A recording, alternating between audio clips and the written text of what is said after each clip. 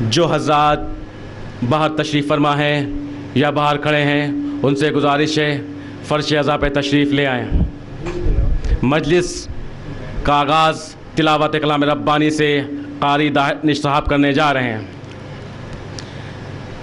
مجلس کو خطاب کریں گے عالی جناب مولانا آصف رضوی صاحب قبلہ۔ بعد مجلس شبیہ تابوت علی اکبر علیہ السلام کی زیارت کرائی جائے گی۔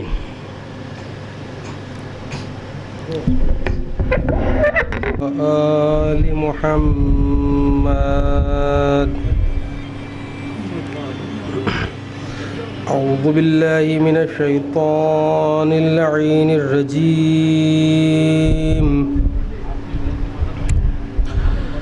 بسم اللہ الرحمن الرحیم۔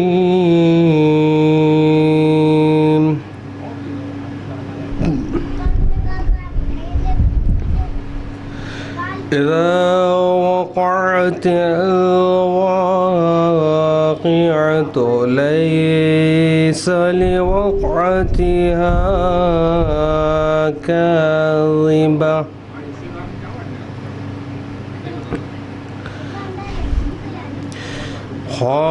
خافضة رافعة إذا رجت الأرض رجا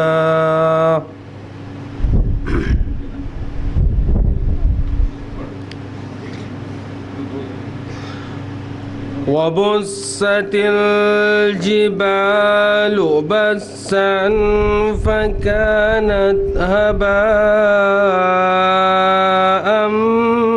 منبثا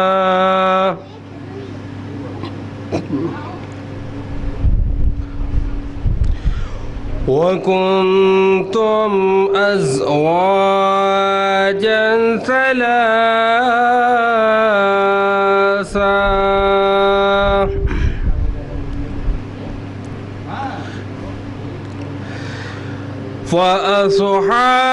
فأصحاب الميمنة ما أصحاب الميمنة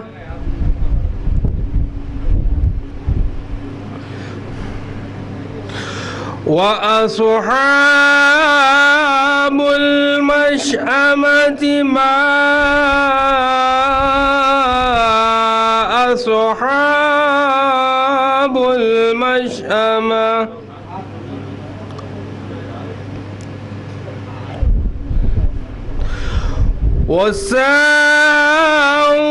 والسابقون السابقون أولئك المقربون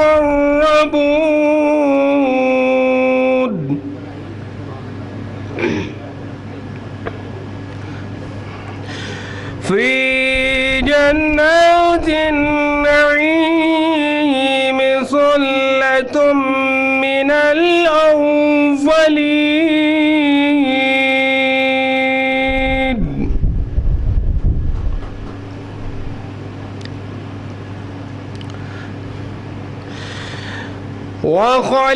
وقليل من الآخرين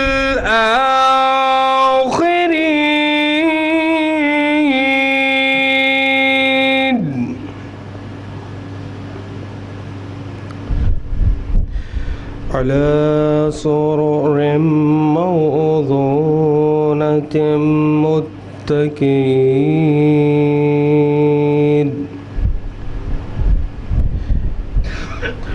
متكئين عليها متقابلين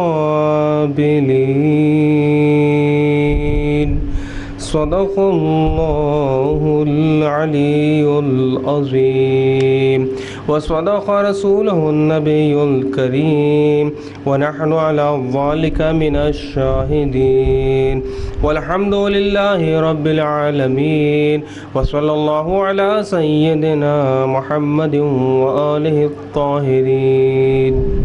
تم سے بس اس بات کی لڑائی ہے، ہماری تم سے بس اس بات کی لڑائی ہے خلیفہ وہ ہے تمہارا جو سقیفائی ہے. ہماری تم سے بس اس بات کی لڑائی ہے. خلیفہ وہ ہے تمہارا جو سقیفائی ہے. اور مریض بغض علی کو میں ٹھیک کرتا ہوں. مریض بغض علی کو میں ٹھیک کرتا ہوں. تبرے والی دوا میں نے بھی بنائی ہے. مریض بغض علی کو میں ٹھیک کرتا ہوں. تبرے والی دوا میں نے بھی بنائی ہے. اور تبرہ دشمن زہرا پر کیوں نہ ہو بھیا. تبرہ دشمن زہرا پر کیوں نہ ہو بھیا. کوئی بتائے مجھے اس میں کیا برائی ہے. تبرہ دشمن زہرا پر کیوں نہ ہو بھیا. کوئی بتائے مجھے اس میں کیا برائی ہے. اور نبی کی آل کے دشمن کو دیکھیے تو ذرا. نبی کی آل کے دشمن کو دیکھیے تو ذرا. کوئی ہے گوشت کا تاجر تو کوئی نائی ہے. نبی کی آل کے دشمن کو دیکھیے تو ذرا. کوئی ہے گوشت کا تاجر تو کوئی نائی ہے. درود بھیجے محمد آل محمد. اور میں اس وجہ سے بھی کرتا ہوں لعنتیں ان پر. میں اس وجہ سے بھی کرتا ہوں لعنتیں ان پر. میں کیا کروں میری پہچان تبررائی ہے. میں اس وجہ سے بھی کرتا ہوں لعنتیں ان پر. میں کیا کروں میری پہچان تبررائی ہے. اور تبرہ اس لیے پڑھتا ہوں تاکہ جان سکوں. تبرہ اس لیے پڑھتا ہوں تاکہ جان سکوں کون مولائی ہے اور کون سقیفائی ہے. تبرہ اس لیے پڑھتا ہوں تاکہ جان سکوں کون مولائی ہے اور کون سقیفائی ہے. یہ شعر بطور خاص سماعت فرمائیں کہ خاموشی دیکھ کے تم سب کی بس یہ کہتا ہوں.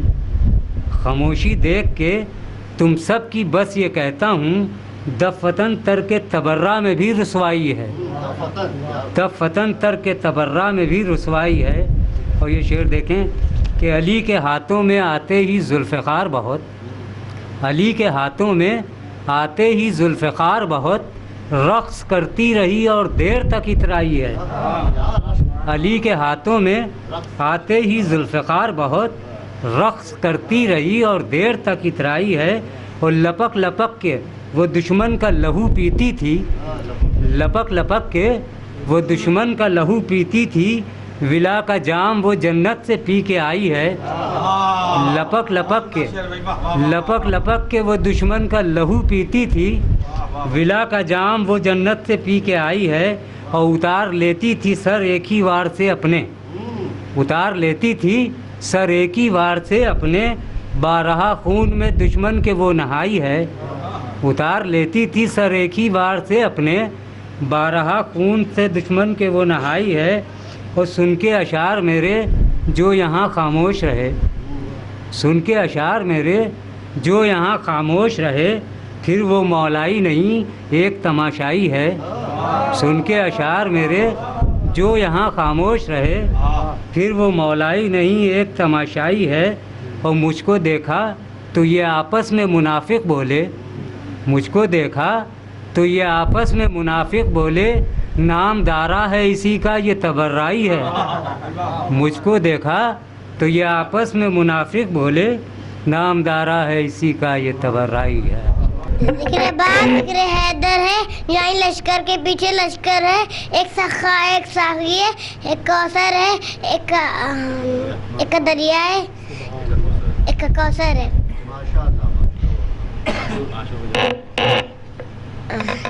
نور کی عاشور کو جلتے خیموں میں. جان جانیے کیا کیا کیا چھوٹ گیا.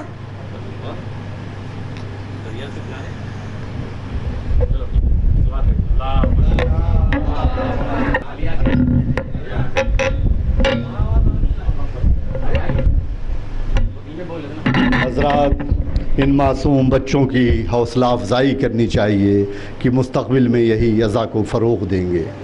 جناب دارا صاحب تبرہ و تولا آپ کو سنا رہے تھے جس سے آپ محظوظ و متفیض ہو رہے تھے. یقیناً قرآن میں بھی ہے تبرہ بھی ہے اور تولا بھی ہے. برات لفظ آیا ہے. برات کا لفظی معنی تبرہ ہی ہے. آئیے حضرات آپ کے قلوب کو روشن و منور کرنے کے لیے چند اشعار آپ کی خدمت عالیہ میں پیش کر دوں. اور کٹرے سے بھائی جان تشریف لائے ہیں, بہت ماشاءاللہ سے خوشگلو آواز بھی ہے, ترنم بھی بہت اچھا ہے. ابھی آپ محظوظ و متفیض فیض یاب ہوں گے, ثواباً پڑھ دیں گے. ملاحظہ فرمائے حضرات, درود بھیجیں. اور جو حضرات باہر تشریف فرما ہیں, اگر ان کو فرش عزا پر بیٹھنے میں کوئی دشواری نہ ہو تو ان سے دستبستہ گزارش ہے کہ اس شفا خانے میں, اس دارالشفا میں, اس شفا کی راجدھانی میں تشریف لائیں. یہ فرش عزا, یہ در حسین, یہ شفا خانہ ہے, دارالشفا ہے. اگر کوئی ملحق امراض میں مبتلا ہے تو اسی در پہ آئے اور غازی عباس کے پرچم کی ہوا دے کے دعا مانگے تو انشاءاللہ وہ صحت یاب ہوگا. اور یہ شفا خانہ ایسا ہے, یہ دارالشفا ایسا ہے, یہ شفا کی راجدھانی ایسی ہے جہاں فرشتوں نے بھی شفا پائی. فطر اس کے بالوں پر نہ رہے, پرواز نہ رہی, بلندی نہ رہی, در حسین پہ آیا اور گہوار حسین سے جو اپنے کو مس کیا تو پرواز بھی ملی, بالوں پر بھی ملے. اور فطروس کی فضا میں یہ صدا گوجی, من مثلی, من مثلی, من مثلی, میرے مثل کون ہے. اسی موقع پہ شاعر نے کہا کہ جو بھی لکھا ہے, جو بھی لکھا ہے بانداز جلی لکھا ہے, جو بھی لکھا ہے بانداز جلی لکھا ہے, صاف اور صاف بہت صاف ولی لکھا ہے. ہم نے جو غور سے دیکھا تو پرے فطروس پر ھذا من فضل حسین ابن علی لکھا ہے. ہم نے جو غور سے دیکھا تو پرے فطروس پر ھذا من فضل حسین ابن علی لکھا ہے. اور ایک شعر اور ملاحظہ فرما لیں حضرات, انشاءاللہ آپ کے ذہنوں میں محفوظ رہے گا. فکر ہے اور آپ کے تخیلات اور فکر آپ کے ذہنوں میں انشاءاللہ محفوظ رہے گی اور لطف اندوز ہوں گے. ملاحظہ فرمائیں کہ سر حسین گیا شام میں بوقت صبح, سر حسین گیا شام میں بوقت صبح, ہوا یہ شور کہ نیزے پہ آفتاب آیا. سر حسین گیا شام میں بوقت صبح, ہوا یہ شور کہ نیزے پہ آفتاب آیا, ہوا یہ شور کہ نیزے پہ آفتاب آیا. اور فرش عزا کی عظمت کے حوالے سے چار مصرے اور ملاحظہ فرما لیں کہ نصیب کھل گیا فرش عزا بچھانے سے. میں مومنین کی کثرت و قلت کے اعتبار سے نہیں پڑھتا, میرا یہ عقیدہ ہے کہ شہزادی خاتون جنت سلام اللہ علیہا فرش عزا پہ آتی ہیں, ان کی خوشنودی کے لیے کلام پیش کر رہا ہوں. ملاحظہ فرمائیں کہ نصیب کھل گیا فرش عزا بچھانے سے اور مقام مہکنے لگا سیدہ کے آنے سے. نصیب کھل گیا فرش عزا بچھانے سے اور مقام مہکنے لگا سیدہ کے آنے سے. ہے موت شہد سے شیری کہا تھا قاسم نے, ہے موت شہد سے شیری کہا تھا قاسم نے, اور دلیل مل گئی اصغر کے مسکرانے سے. ہے موت شہد سے شیری, ہے موت شہد سے شیری کہا تھا قاسم نے, اور دلیل مل گئی اصغر کے مسکرانے سے, دلیل مل گئی اصغر کے مسکرانے سے. اسی اشعار کے ساتھ مداح اہل بیت جو بیلگرام کی سرزمین سے تعلق رکھتے ہیں ان سے گزارش ہے کہ آئیے بیلگرام کی نیابت کر دیں اور اپنی فکر و تخیلات کو سامعین کی نظر کر دیں. ارے تو محبت ہے منتظر بھائی کی, ضرور بھیج دے آواز بلند.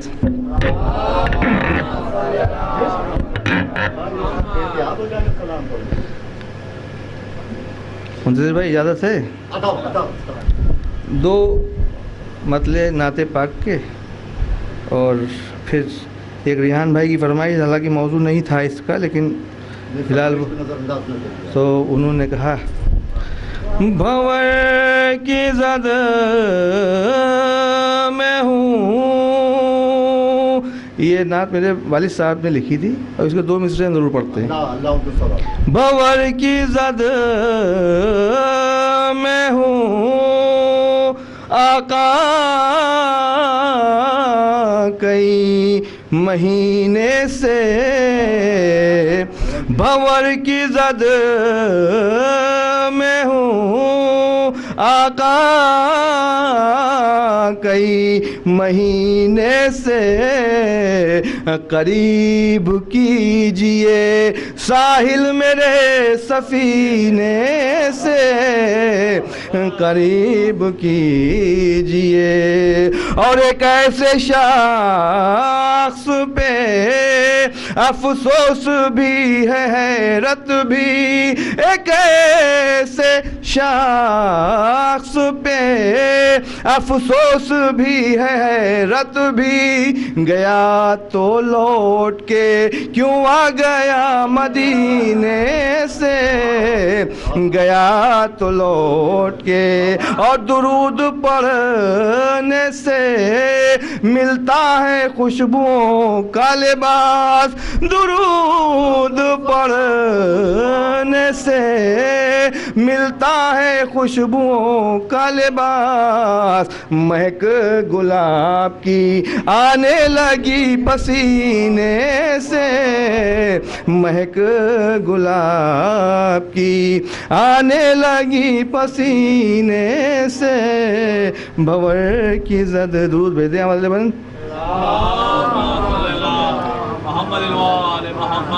3, 4, 5, 6 साल पहले पढ़ा था, और वो ज़बरदस्ती जो है, तो मैं 2-3 शेर बस है दर से अगर जलियो, है दर से अगर जलियो, खलिया दिए जइयो, है दर से अगर जलियो, खलिया दिए जइयो, मैशर के दिना उल्टे लटका दिए जइयो, मैशर के दिना उल्टे लटका दिए जइयो। शेर देखें, वो आवा मेरा मौला, वो आवा मेरा मौला, वो लातो हुबल भागो, वो आवा मोरा मौला, वो लातो हुबल भागो, काबे में अगर रुकियो जुतिया दिए जइयो, काबे में अगर रुकियो जुतिया दिए जइयो, मजलिस से अगर भगियो ये जाने रहो भैया, मजलिस से अगर भगियो ये जाने रहो भैया, जन्नत के दुवरिया से दुरिया दिए जइयो, जन्नत के दुवरिया से दुरिया दिए जइयो। तो दूर भेज दिया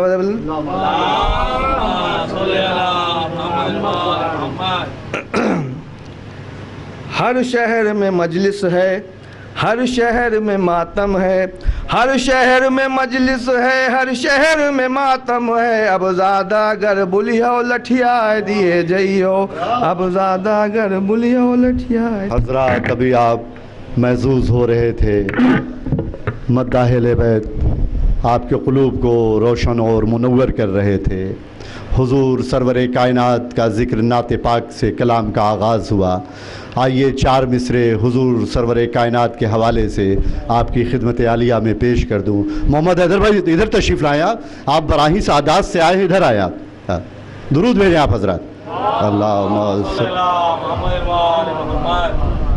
बहुत ही आम फहम ज़बान में 4 मिसरे मुलाहज़ा फरमाएँ कि पैगाम खुदा सुनाने वाले, पैगाम खुदा सुनाने वाले, कुफ्र से इस्लाम बचाने वाले, इसलिए मरते हैं हम नामे मोहम्मद पर कि यह इंसान को इंसान बनाने वाले, इसलिए मरते हैं हम नामे मोहम्मद पर कि यह इंसान को इंसान बनाने वाले। इसी अशार के साथ एक मद्दाहिल बैत और तशरीफ़ फरमा है, उनसे भी गुजारिश है कि तशरीफ़ लाएँ और बारगाह हुसैनी में मदहो से ना करें। आप ज़रा दुरूद भेजें।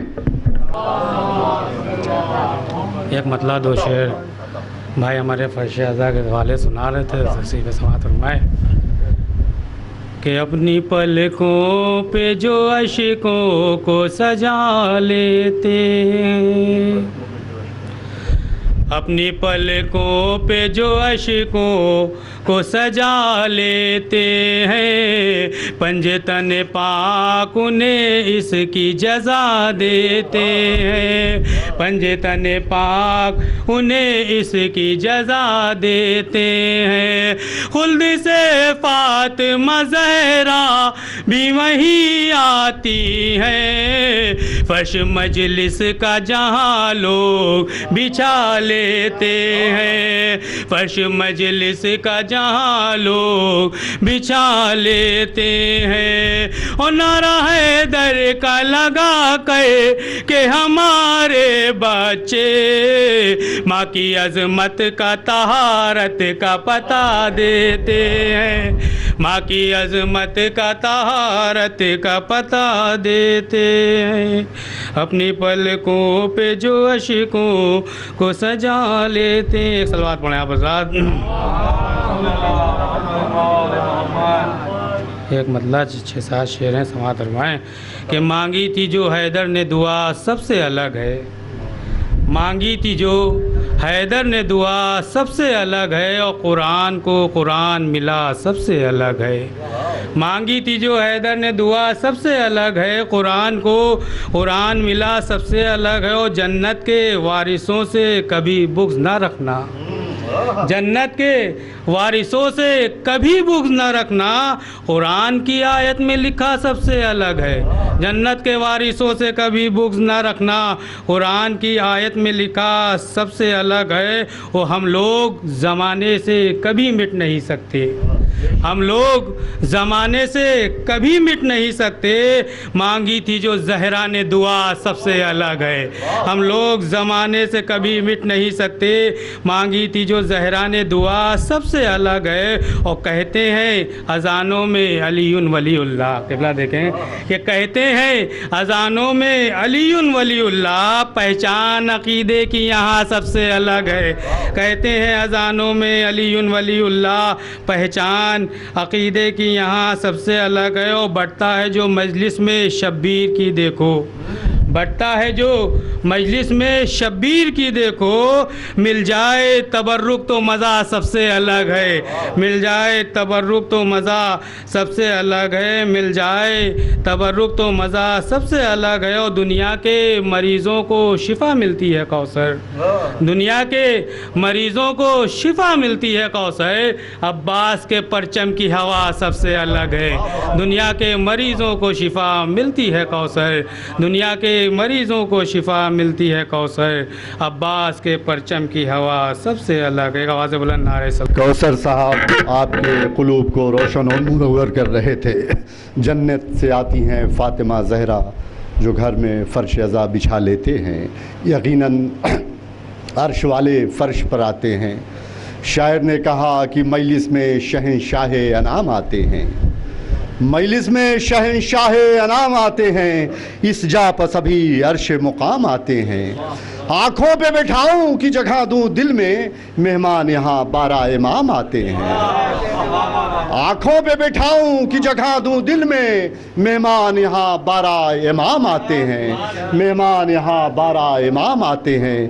اسی اشعار کے ساتھ موہانی پھاٹک کٹرا ابو تراب خاص تشریف لائے ہوئے مداح اہل بیت, صحتیاب نہیں, اپنی صحتیابی کے لیے, ہاں سوا اپنی صحتیابی کے لیے آئیے آپ مدح اہل بیت کرتے, آپ حضرات درود بھیجیں, انشاءاللہ آپ صحتیاب رہیں گے محمد زین العابدین کے صدقے میں. سلیم بھائی کے ہے یہ, وہ پڑھے دے رہا ہوں انشاءاللہ. یا محمد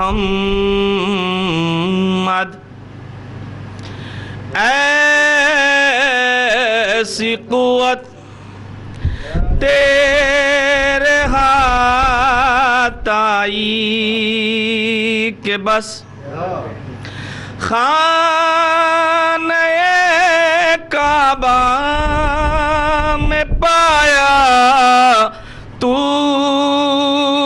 نے وہ بھائی کہ بس یا محمد. صلوات بھیجیں آپ حضرت. تھوڑی سی طبیعت ناساز ہے کیونکہ مجھے ابھی 10 سفر کو مجھے اٹیک پڑا تھا, اور اس کی وجہ سے بس یہ کثرت ہی ہیں. ایک صلوات بھیجیں آپ حضرت. بس یہ کہ 2 شعر اور زحمت. رفتہ رفتہ ہو گیا سارا عرب زیر نگی, رفتہ رفتہ ہو گیا سارا رب زیر نگی یا رسول اللہ ہجرت سرائی کے بس یا محمد.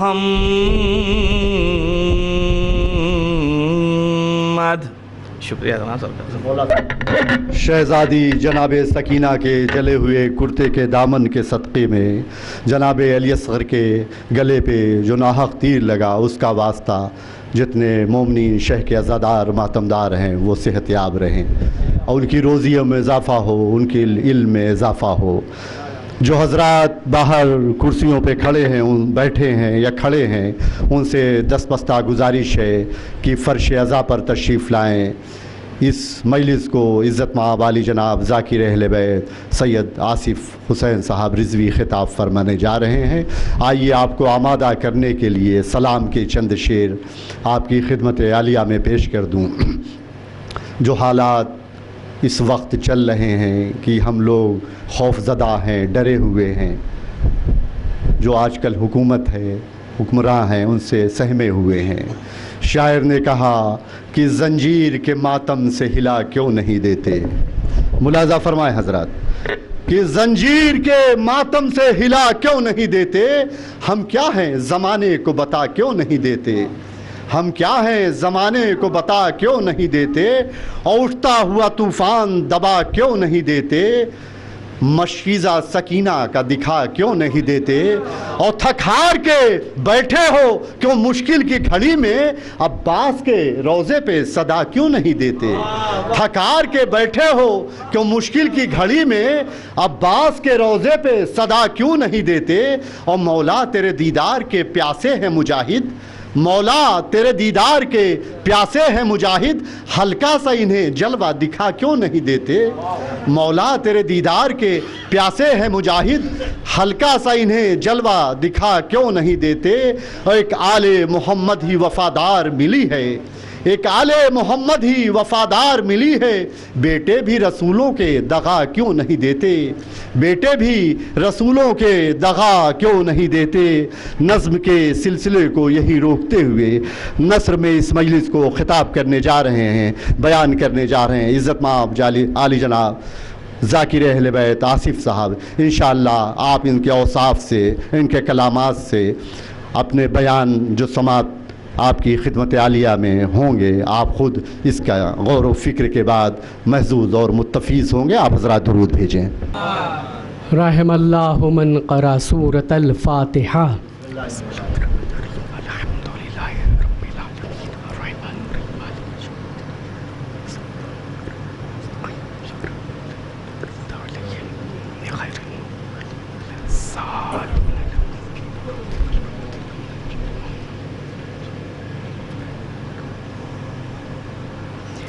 اعوذ باللہ من الشیطان اللعین الرجیم.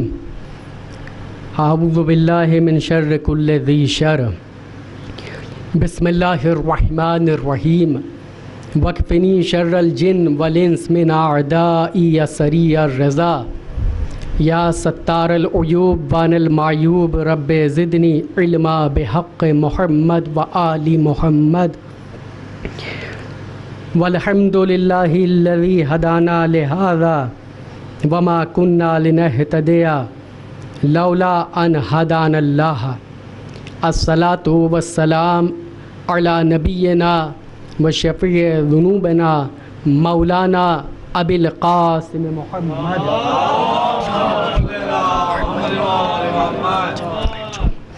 وآلہ الطیبین الطاہرین المعصومین المظلومین واللعنۃ اللہ علی اعدائہم اجمعین. ولعن اللہ قاتلی فاطمۃ الزہراء سیدۃ النساء العالمین. اما بعد فقد قال اللہ سبحانہ وتعالی فی القرآن الکریم.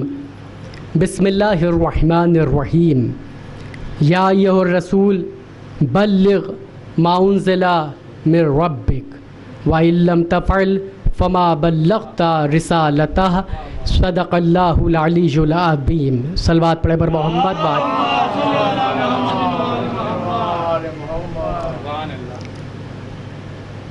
آج عالم اسلام میں جتنے بھی فتنے، جتنے بھی فسادات، جتنے بھی اختلافات رونما ہوئے ہیں، ان کی وجہ بنیاد ہے. آپ یاد رکھیں کہ مثلاً کسی صاحب کا کسی سے جھگڑا ہو کسی بھی بات پر، اور معلوم دیا کہ اس میں جو ہے مار پیٹ بھی ہو گئی، FIR بھی ہو گئی، مقدمہ بھی ہو گیا، کورٹ میں کیس پہنچ گیا، جیل بھی چلے گئے، ہے نا، سارے مسئلے ہو گئے. اگر لڑائی ہوتی ہی نہ تو کیا ان ساری منزلوں سے گزرنا پڑتا؟ نہیں. اس کا مطلب اگر بنیاد غلط رکھ دی ہے تو اب جو کچھ بھی اس کے بعد ہوگا سب غلطی ہی ہوتا چلا جائے گا. عالم اسلام میں ایک فرقہ فقط شیعہ، اور وہ حق پر ہے، خدا کا شکر بھی ہے. اب آپ یہ سوچیں کہ شیعہ مجمع میں بیٹھ کے ایک شیعہ نے شیعوں کو حق پر کہہ دیا تو اس میں تعجب کی کیا بات ہے؟ سبھی خوش ہوں گے یہ سن کر، ہے نا. لیکن میری گزارش یہ ہے کہ ہم فیس بک پہ چیٹ کرنے سے، واٹس ایپ پر بزی ہونے سے بہتر ہے کہ ہم کتابوں کو پڑھیں، ہے نا. بھلے آپ ایسی ایپ ڈاؤن لوڈ کر لیے، ایسی اپلیکیشنز جس کے اوپر آپ کتابیں پڑھ سکیں. جب آپ خود مضبوط ہوں گے تو مضبوط بحث کریں گے. اب سامنے والا بحث کر رہا ہو اور ادھر سے ہم لکھ کے بھیجیں ارے تمہارے تو سب ایسے ہی تھے فلاں پہ لعنت، کیا وہ حق پر آئے گا؟ نہیں آئے گا. آپ دلیل دیجئے. آپ کا تو طرح امتیاز یہ ہونا چاہیے کہ آپ اس کی ہی کتابوں سے انہیں ملعون ثابت کر دیں جن پر آپ لعنت کرتے ہیں. یہ ہے. اور اس میں ہم بھی فیس بک پہ دیکھا کرتے ہیں ایسے الٹے سیدھے جوابات، جیسے لگ رہا ہے کہ آپ اپنے مجمع میں بیٹھے ہوئے، ہے نا. مسئلہ ہے بنیاد کا. اب جو ہے ہمارے یہاں بھی بعض حضرات ایسے پیدا ہو گئے ہیں جو بن پڑھے خود ہی مجتہد ہیں اور بیچارے خود ہی فتوے بھی دیا کرتے ہیں اور خود ہی یہ کہتے ہیں کہ ہمارا نظریہ یہ ہے نا. تو آپ سوال پیدا ہوتا ہے کہ آپ کے نظریے کی فقہ جعفری اور دین محمدی میں ہستی کیا ہے، اوقات کیا ہے؟ بعض افراد وہ ہیں کہ جو کہتے ہیں کہ ہم فلاں مجتہد کی تقلید میں ہیں، اور جب ان سے کہا جاتا ہے کہ فلاں مجتہد تو یہ کہہ رہا ہے تو وہ کہتے ہیں کہ یہ ہمارے نہیں سمجھ میں آتا. یہ کیا مذاق ہے؟ یا آپ یہ اعلان فرما دیے کہ ہم کسی کی تقلید میں نہیں، ہم خود ہی بے پڑھے مجتہد ہیں، اور اگر آپ کسی مجتہد کی عزت کرتے ہیں تو پھر اس مجتہد کی مان لیجئے. آپ کی خدمت میں میں عرض کروں کیونکہ اس کے اوپر علماء بول رہے ہیں تو مجھ جیسے ذاکر کی کیا اوقات ہے، مجھ جیسے طالب علم کی کیا ہستی ہے کہ میں نہ کہوں. علماء اس کے اوپر بول رہے ہیں. ہمارے لکھنؤ کے علماء نے صاف طور سے کہا، پاکستان کے علماء نے صاف طور سے کہا کہ اس شخص کی تقریروں سے اپنے آپ کو بچائیے، ہے نا، کہ جو لاہوری ملا کے نام سے مشہور ہو رہے ہیں. اپنے بچوں کو بچائیے، اس لیے کہ اگر آپ ان کے شجرے سے واقف ہیں تو آپ کو پتہ ہوگا کہ پہلے یہ سب شیعہ نہیں تھے. ٹھیک ہے. اب یہ بات اور ہے کہ پہلے جس کو مانتے تھے اسی کی سنت پہ عمل بھی کر لیا. توجہ فرمائیں. جس کو پہلے مانتے تھے اسی کی سنت پہ عمل بھی کر لیا. وہ بھی اسلام میں داخل ہوا تھا مگر نفاق کے ساتھ، یہ بھی شیعت میں داخل ہوئے مگر نفاق کے ساتھ. صلوات پڑھے بر محمد و آل محمد. तो वो उन्हीं की सुन्नत पर अमल कर रहे हैं कि उनके इस्लाम दिलों में नहीं उतरा, इनके शियत दिलों में नहीं उतरी। लिहाजा होशियार रहिए। सारे उलमा उसकी मजम्मत कर रहे हैं कि वो आज भी मुनाफिक है ना, और वो ये कोशिश कर रहा है कि शियों में वो अकायद राइज किए जाएं कि जिनका शिया हमेशा से उलमा मराजे मुखालिफत करते आए हैं। मसलन हज़रत मुख्तार रहमतुल्लाह अलैह, उनकी ज़ात आज से कुछ साल पहले तक ऐसी ज़ात नहीं थी कि जिस पर डिस्प्यूट हो सके। उनकी ज़ात का सब एहतराम करते थे, शियों के बीच की बात है।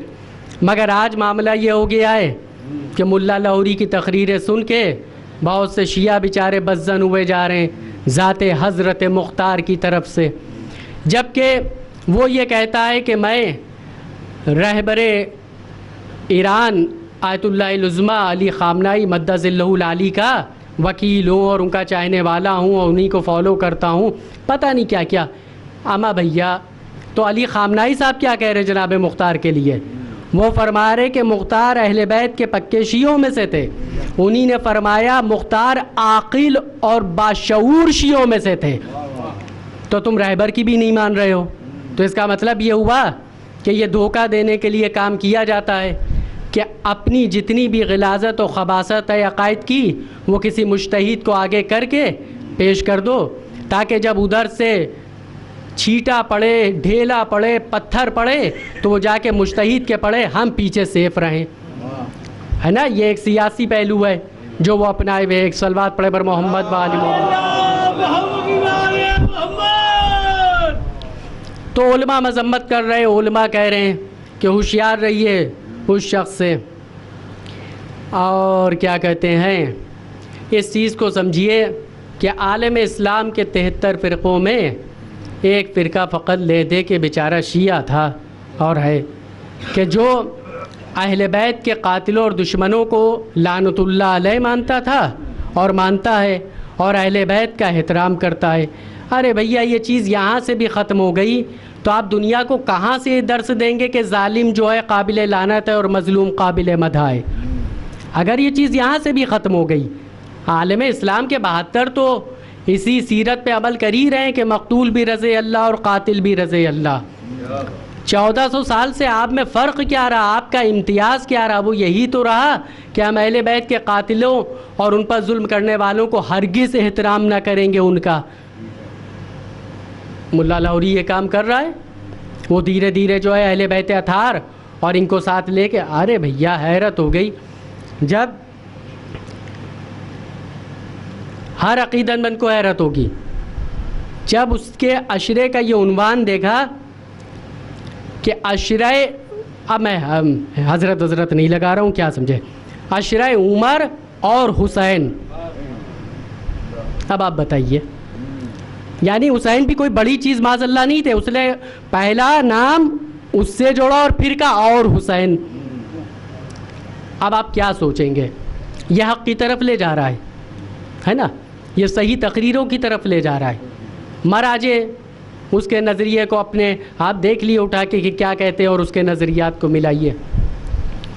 हद ये हो गई कि उसने साफ साफ कहा कि ये शिया 12 इमामी के मानने वाले, 12 इमामों के मानने वाले, ये इसमें बड़ी एहतियात करते हैं। हालांकि कुछ लोगों ने खुल के भी कहा है कि हज़रत आदम अलैहिस्सलाम से गुनाह हुआ, लेकिन शिया इसको बड़ा बचाते तर्क औला। जो नबियों की इस्मत के ऊपर उंगली उठाने लगे, है ना, तो आप उससे क्या तवक्को कर सकते हैं?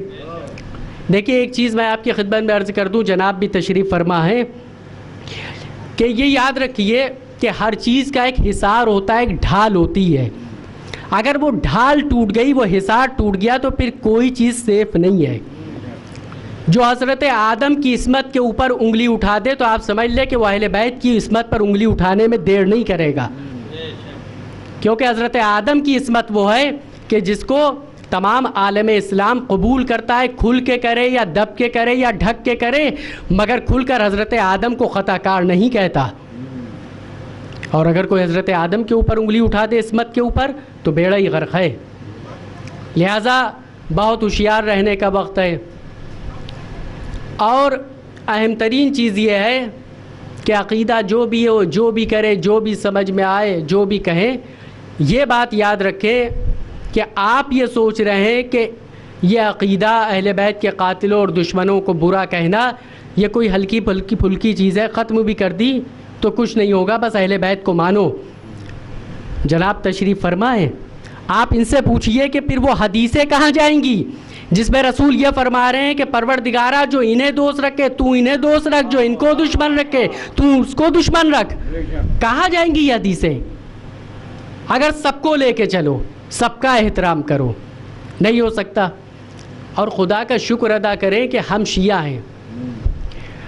آپ کی خدمت میں عرض کروں کہ صحیح بخاری میں جسے بھی حوالہ چاہیے ہو مجھ سے حوالہ لے لے، صحیح بخاری میں، صحیح مسلم میں، سیاہ ستہ کی دیگر کتابوں میں، یہاں تک کہ امام احمد بن حنبل نے مسند میں، ٹھیک ہے، اور مشکات میں احمد بن حنبل کے ہی حوالے سے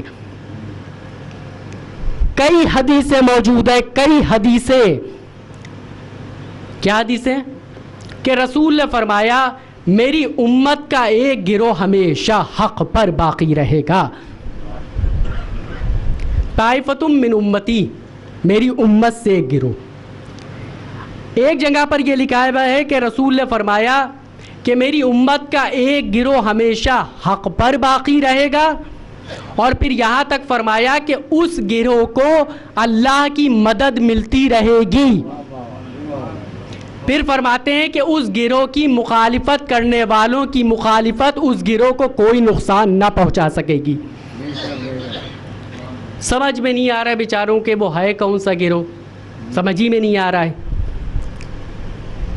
ارے بھیا صحیح بخاری، صحیح مسلم جیسی کتابوں میں یہ حدیث آنا بڑی بات ہے، لیکن سمجھ میں نہیں آ رہا ہے کہ یہ گروہ کون سا گروہ ہے۔ اب سنیے، میں آپ کی خدمت میں عرض کر رہا ہوں کہ وہ گروہ کون سا گروہ ہے۔ میں نے جس آیت کو عنوان بیان قرار دیا وہ آیت ہے یا ایھا الرسول بلغ ما انزل من ربک وان لم تفعل فما بلغت رسالتہ۔ آیت کا ترجمہ کیا ہے کہ اے رسول پہنچا دیجئے جو نازل کیا گیا آپ کے رب کی طرف سے، اور اگر آپ نے یہ نہ کیا تو گویا آپ نے رسالت نہیں پہنچائی۔ مطلب کیا ہے رسالت نہیں پہنچائی اپنے چھوٹے بھائیوں کے لیے؟ کہ رسالت نہیں پہنچائی مطلب یہ ہے کہ آپ نے نہ نماز پہنچائی ہے نا، نہ روزہ پہنچایا، اور دیگر احکام اسلامی آپ نے نہیں پہنچائے۔ آپ کو حیرت ہوگی یہ جان کے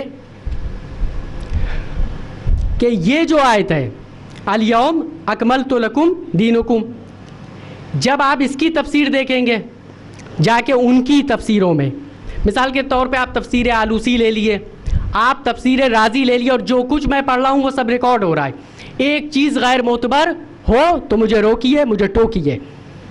آپ تفسیر آلوسی لے لیے، آپ تفسیر رازی لے لیے، اور علامہ ابن کثیر کا تو بیڑا ہی غرق تھا۔ بہرحال آپ ان تفاسیر کو دیکھیے، آپ جائیے ابن عباس کی تفسیر دیکھیے، اور آپ جائیے تفسیر جلالین دیکھیے، ان تفسیروں کو۔ یہ جو آیت ہے الیوم جو غدیر میں آئی کہ آج دین کامل ہو گیا، نعمتیں تمام ہو گئیں، آپ کو اس کی تفسیر جب ملے گی تو آپ کو نہیں ملے گا کہ یہ غدیر میں نازل ہوئی۔ توجہ فرمائیے، آپ دیکھ لیجیے خود جا کر۔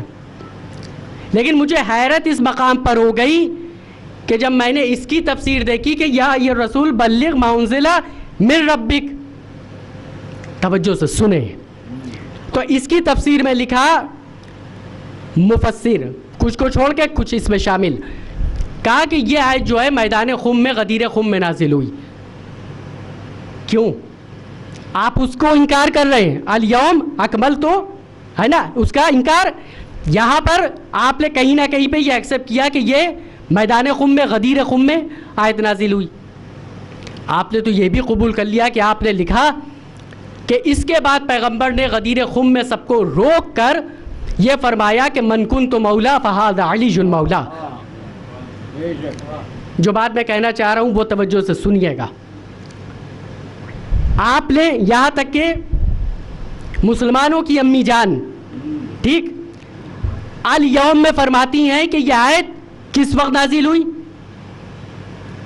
अरे उनसे किसी ने यह भी पूछा था कि ये गदीर में नाजिल हुई, तो कहने लगी नहीं भाई ये गदीर में नहीं आई, आखिरी आयत कुरान की है।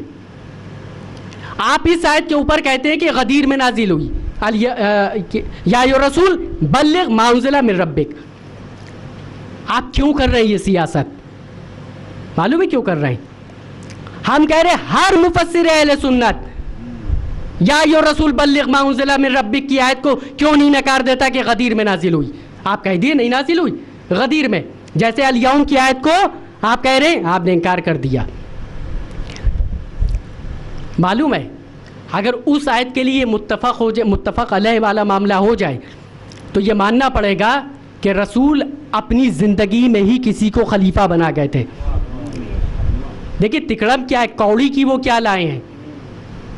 अगर ये अल यौम की आयत के लिए कायल हो जाए कि ये गदीर में नाजिल हुई तो वो बहुत कौड़ी की घुमा के लाए कि जब कुरान ये कह रहा है कि दीन मुकम्मल हो गया तो इसका मतलब खिलाफत का ऐलान रसूल करके जा रहे हैं। और अगर आप ये कहें कि रसूल इनका खिलाफत का ऐलान नहीं करके गए तो फिर ये आयत जो है अल-यौम दीन आज के दिन मुकम्मल हो गया, तो इसका मतलब अब खिलाफत दीन का जुज नहीं रहेगी। तवज्जो फरमाए, अगर तकमील दीन हो गई तो अब तकमील दीन के बाद जो कदम उठाया जाएगा वो दीन तो ना होगा, तो फिर खिलाफत किस हिस्से में और किस जुमरे में जाएगी? वहाँ पर जहाँ पर या अय्युहर रसूल बल्लिग मा उनज़िला कबूल की, उसका उनके पास तोड़ था। सुनिए तोड़ क्या था? उसका उनके पास तोड़ था। वो तोड़ ये था कि इस आयत के बाद हम ये कह सकते हैं कि रसूल ने फरमाया था मन कुन्तु मौला फहाज़ा अलीयुन मौला, कि रसूल मौला बता रहे थे, मतलब क्या? दोस्त के मानी में। यहाँ पर तो उनके पास सेफ्टी थी और उन्हीं ने वो सेफ्टी की भी कि रसूल ये नहीं फरमा रहे थे कि अली मेरे बाद खलीफा हैं। यहाँ तक कि ये हदीस सही बुखारी में भी है, लेकिन उन्होंने इस हदीस का मकाम गदीर नहीं लिखा, बल्कि उन्होंने सही बुखारी में हदीस नकल कर दी कि पैगंबर ने एक दिन फरमाया कि जिसका मैं मौला उसके ये अली मौला। कहाँ फरमाया, क्यों फरमाया, किस लिए फरमाया, बैकग्राउंड उसकी पूरी साफ है। ठीक है, इसको नकल किया। यहाँ पर उन्होंने क्या कहा, मन कुन्तु मौला फहाज़ा अलीयुन मौला, इसका तर्जुमा यह है कि जिसका मैं मौला उसके ये अली मौला। का इसका मतलब ये था कि जिसका मैं दोस्त, यानी उन्हीं ने फरमाया मैं मोमिनीन का दोस्त हूँ, अली भी उसके दोस्त हैं। इसमें कौन सी बड़ी बात हो गई, है ना? आप देखिए माशाअल्लाह से अहले बैत के सदक़े में कुछ भी हो, इंसान जिसको फॉलो करता है, इंसान के जिसके पीछे चलता है, उसके असरात कुछ ना कुछ आते ज़रूर हैं, मानने वालों में आते ज़रूर हैं। आप यकीन जानिए कि शियों में आज भी ये सलाहियत है कि वो सुनने के बाद सवालात जहन में अपने उठाते हैं बेहम्दिल्लाह, और ये बहुत अच्छी चीज़ है। वहाँ भैया कोई सवाल करने वाला ही नहीं है कि खड़ा होके पूछे कि हुजूर ये फरमाइए अगर ये है तो ये क्यों है।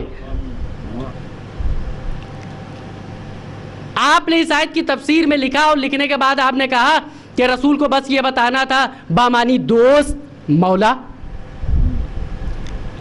आप ये तो देखिए कि आयत के तेवर क्या हैं। क्यों कोई नहीं पूछता कि या अय्युहर रसूल बल्लिग मा उनज़िला मिन रब्बिक व इल्लम तफ़अल फमा बल्लग़ता रिसालता। क्या अक़लों पर पत्थर पड़े में? अगर आप इस आयत के बाद ये ऐलान बता रहे हैं कि रसूल ने फरमाया जिसका मैं मौला उसके अली मौला, तो उनकी कौम के नौजवान खड़े होकर पूछते क्यों नहीं है, सवाल क्यों नहीं करते? कह रहे भाई इतनी हल्की फुल्की बात थी तो अल्लाह ये क्या कह रहा है कि ये ना पहुंचाया तो कुछ ना पहुंचाया। कौन अक्लमंद एक्सेप्ट करेगा कि खाली इस बात के लिए आयत के ये तेवर थे? शऊर नहीं है कि सवाल करें, पूछे कि हुजूर कोई ऐसी चीज थी जो अल्लाह ने ये लहजा इख्तियार किया कि ये ना पहुंचाया तो आपने रिसालत ला पहुंचाई। और सुनिए, आज आलम इस्लाम जिन चीज़ों से भी दो चार हो रहा है, दूसरों ने कोई नुकसान नहीं पहुंचाया है, वो नुकसान मुसलमानों ने अपने आप को खुद पहुंचा रखा है। मैंने आपकी खिदमत पे अर्ज़ किया कि अगर बुनियाद गलत रख दी गई है तो फिर सब गलत होता चला जाएगा, ये तय बात है। आप यकीन जानिए कि आप हक पर हैं और इसका खुदा का शुक्र अदा करिए। सब गलत होता चला गया क्योंकि बुनियाद गलत। हमें काफिर कहा जाता है, हमें कत्ल किया जाता है और हम कत्ल हुए हैं और कत्ल हो रहे हैं। और ये तो हिंदुस्तान में अल्लाह का फजल व करम है कि हम कत्ल होने से महफूज हैं। दूसरे ममालिक में देखिए शियों के साथ हो क्या रहा है ना। वो काफिर हैं मगर हमारे मराजे काफिर नहीं कहते, हम नहीं कहते, और हम हक पर हैं तो तुम हमें काफिर कहते हो। तो अल्लाह का अजाब तुम पर नाजिल ना होगा तो क्या होगा। ये दुनिया में जो रुसवाई हो रही है और जो आलम इस्लाम बदनाम ज़माना बन गया है, सोचो तो क्यों। इस्लाम तो अमन अमान और सलामती और शांति का धर्म और मजहब रिलीजन था। आप सुने एक दो चीज़ें, आप वुज़ू में सर और पैर का मसा करते हैं, वो पैरों को धोते हैं और वो अपने को हक पर समझते हैं। जनाब तशरीफ फरमाए, वुज़ू की आयत के दो टुकड़े हैं, फग़सिलू धो, लेकिन जब और सर और पैर की बात आई तो कहा वमसहू और मसा करो। काहे का? पैरों का और सर का। भैया इसमें हमने कौन सी साजिश की है? तो कुरान की आयत है। आप वमसहू का एक तर्जुमा मसा कर रहे हैं, है ना, सर का किए ले रहे हैं, और फिर वमसहू का तर्जुमा पैर धोने से कहा जा रहा है। मतलब क्या गड़बड़ी मचाए आप। और सुनिए, माशाल्लाह पढ़े लिखे हज़रात तशरीफ़ फरमाए। सही बुखारी को आप कहते हैं बाद कलाम बारी सही बुखारी, कुरान के बाद कोई किताब है तो सही बुखारी, और शियों के अलावा सारे फ़िरक़े सही बुखारी को मानते हैं। कोई 80% मानता है, कोई 20% मानता है, कोई 50%, कोई 100%, लेकिन मानते तो है ना। सही बुखारी में एक नहीं, दो नहीं, तीन नहीं, चार नहीं, पाँच नहीं, छः नहीं, इससे ज़्यादा हदीसें दी हैं। सही मुस्लिम में इससे ज़्यादा हदीसें दी हैं। मुस्नद अहमद बिन हम्बल में आई है, उसमें भी दी हुई हैं। मिशकात में भी हवालों से दी हुई हैं। क्या? रसूल ने सर और पैर का मसा किया, रसूल ने सर और पैर का मसा किया, रसूल ने सर और पैर का मसा किया, रसूल ने सर और पैर का मसा किया। कहीं लिखा है पगड़ी पर सर का मसा किया, मोज़ों पर पैर का मसा किया। आप आइए खलीफा दुवम के लड़के के पास, वो भी कहता है कि जब मैंने वहाँ गालिबन बसरा लिखा है या क्या लिखा है, वो मेरे ज़हन से ख़ता कर रहा है, जिसको हवाले चाहिए वो ले ले, कि मैंने सर का और पैर का मसा किया और किसी ने आकर कहा तो कहा रसूलुल्लाह को तो मैंने यही करते देखा है। आप बताएं क्या खेल है। फिर अबू अय्यूब अंसारी, जब आप उसमें जाके पढ़ेंगे हदीस को, तो कहते हैं कि उन्हीं ने उठा के पैरों को धो लिया। तो किसी ने बढ़ के कहा कि आपने पैरों को धोया क्यों? तो कहने लगे कि मुझे ये पसंद है, जबकि रसूलुल्लाह को वो पसंद था। क्या दीन के साथ मजाक है। आप आयते कुरानी से भी गलत साबित हो रहे और आप हदीसों से भी गलत साबित हो रहे और कहते हैं कि आप शिया कुरान के खिलाफ चलते हैं। यह हदीस चूंकि रिकॉर्ड हो रही है, इसलिए मैं चाहता हूं ये मजलिस उन तक पहुंचे कि अपनी किताबों को पढ़कर देखो, समझ में आ जाएगा कौन काफिर है, कौन सच्चा मुसलमान है। सलवात पढ़े बर मोहम्मद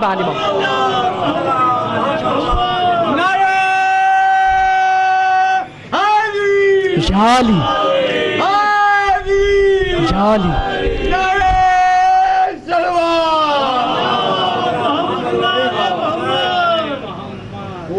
जब रोजे की बात आए तो आप कहते हैं अतिमुस सियाम इलल लैल, रोज़ा पूरा करो रात तक, वहाँ लफ्ज़ लैल।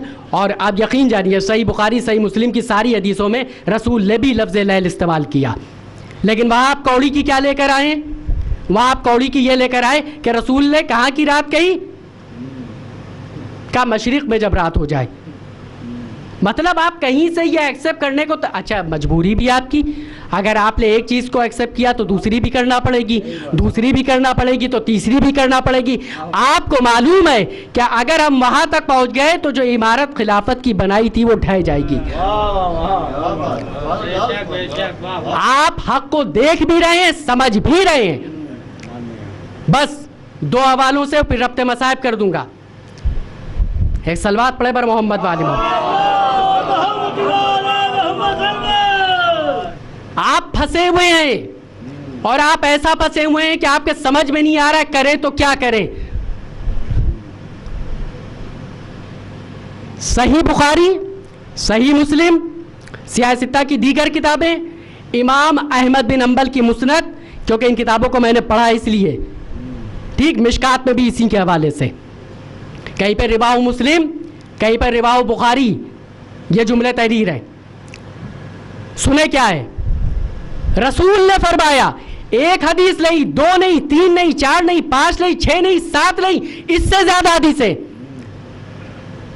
आप कहते हैं कि सही बुखारी बाद कलाम बारी, कुरान के बाद कोई किताब मोतबर है तो सही बुखारी है। आप आलिम इस्लाम से ये कहना है, आलिम इस्लाम से, कि आप शियों की किसी किताब के आगे, नाम के आगे ये दिखा दिए लगा हुआ कि सही उसूल काफी, सही इस्तिफ्सार, सही है ना तहजीब,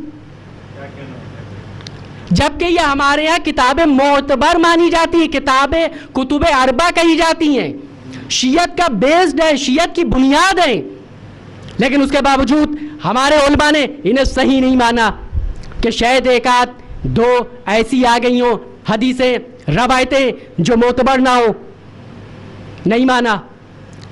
लेकिन आप तो लगाए हैं ना, और आप कहते, यहाँ तक कि आपकी खबासत यह है कि जब मोहसिन इस्लाम हज़रत मौलाना अबू तालिब अलैहिस्सलातु वस्सलाम, जब आका अबू तालिब अलैहिस्सलाम की बात आ जाए तो आप सही बुखारी का जनाजा लेके आगे चलते हैं, है ना, तलकीन पढ़ते हुए कि सही बुखारी तो ये कह रही है कि कलमा नहीं पढ़ा। तो आइए सही बुखारी से बात की जाए। एक नहीं, दो नहीं, तीन नहीं, चार नहीं, पांच नहीं, छह नहीं, सात नहीं, इससे ज्यादा हदीसें। क्या हदीसें हैं? और ये वो हदीसें हैं कि जिसको पब्लिक भी जानती है। सुन लिए, दो हदीसों से, दो अकीदों से मरबूत, क्योंकि याद रखिए, जाकिर, आलिम, मौलवी, हाफिज, कारी, उलमा जिन चीज़ों को जानते हैं अक्सर अवाम उन्हें नहीं जानती, और बहुत से शियों में ऐसे कि वो नहीं जानते जो उलमा जानते हैं, और उनके आगे तो बेड़ा ही गर्क है बहरहाल। लेकिन ये दो ऐसी हदीसें उस टॉपिक से, उस मौजू से मरबूत है जो उनके आवाम में भी बहुत से लोग जानते हैं। हम शिया हैं, हमें शुक्र खुदा अदा करना चाहिए। वो दो हदीसें, वो दो अकीदे, इमाम मेहंदी, एक अकीदा ये, और एक के रसूल ने फरमाया मेरी उम्मत, मेरे खुलफा 12 होंगे। आपको मालूम है रसूल पाक फंसा कैसे गए? वो अल्लाह के रसूल थे, कोई बात अपनी किताब से ही नहीं। जिसको भी हवाले चाहिए हो, हदीस नंबर मैं आपको नोट करवा दूंगा किताब के नाम के साथ। आप सुने क्या हदीस है कि मेरे 12 खुलफा होंगे। यहाँ तक तो सही था, वो 12 की फहरिस्त तैयार कर लेते पूरी अच्छी तरीके से, है ना। रसूल ने क्या फरमाया? मिन कुल्ले कुरैश, सब के सब कुरैश से होंगे। तवज्जो फरमाए, मेरे 12 खुलफा होंगे, सब के सब कुरैश से होंगे। आप बताइए 12 इमामों के अलावा सब के सब कुरैश से हैं? सिर्फ 12 इमाम वो है जो सब के सब कुरैश से हैं। अब आप सुने, करें तो क्या करें, है ना। यहाँ पर आकर फंस गए کہ جب رسول نے یہ کنڈیشن لگا دی کہ سب کے سب قریش سے ہوں گے تو کرے کیا؟ آپ یقین جانیے اگر وہ ان 12 اماموں کو 12 خلفاء رسول کے بعد تسلیم کر لیں تو بیڑا غرق ہو جائے گا. لہذا وہ کر نہیں سکتے کیونکہ ان کی مجبوری ہے کہ وہ کر نہیں سکتے, کیونکہ اگر یہ 12 مان لیے تو وہ کہیں گے یہ 3 کہاں سے ٹپک پڑے. اگر رسول 12 کی پیشن گوئی کر گئے تھے کہ میرے 12 خلفاء ہوں گے جو سب کے سب قریش سے ہوں گے تو کرے تو کیا؟ تو انہی نے فہرست بڑی محنت سے تیار کی.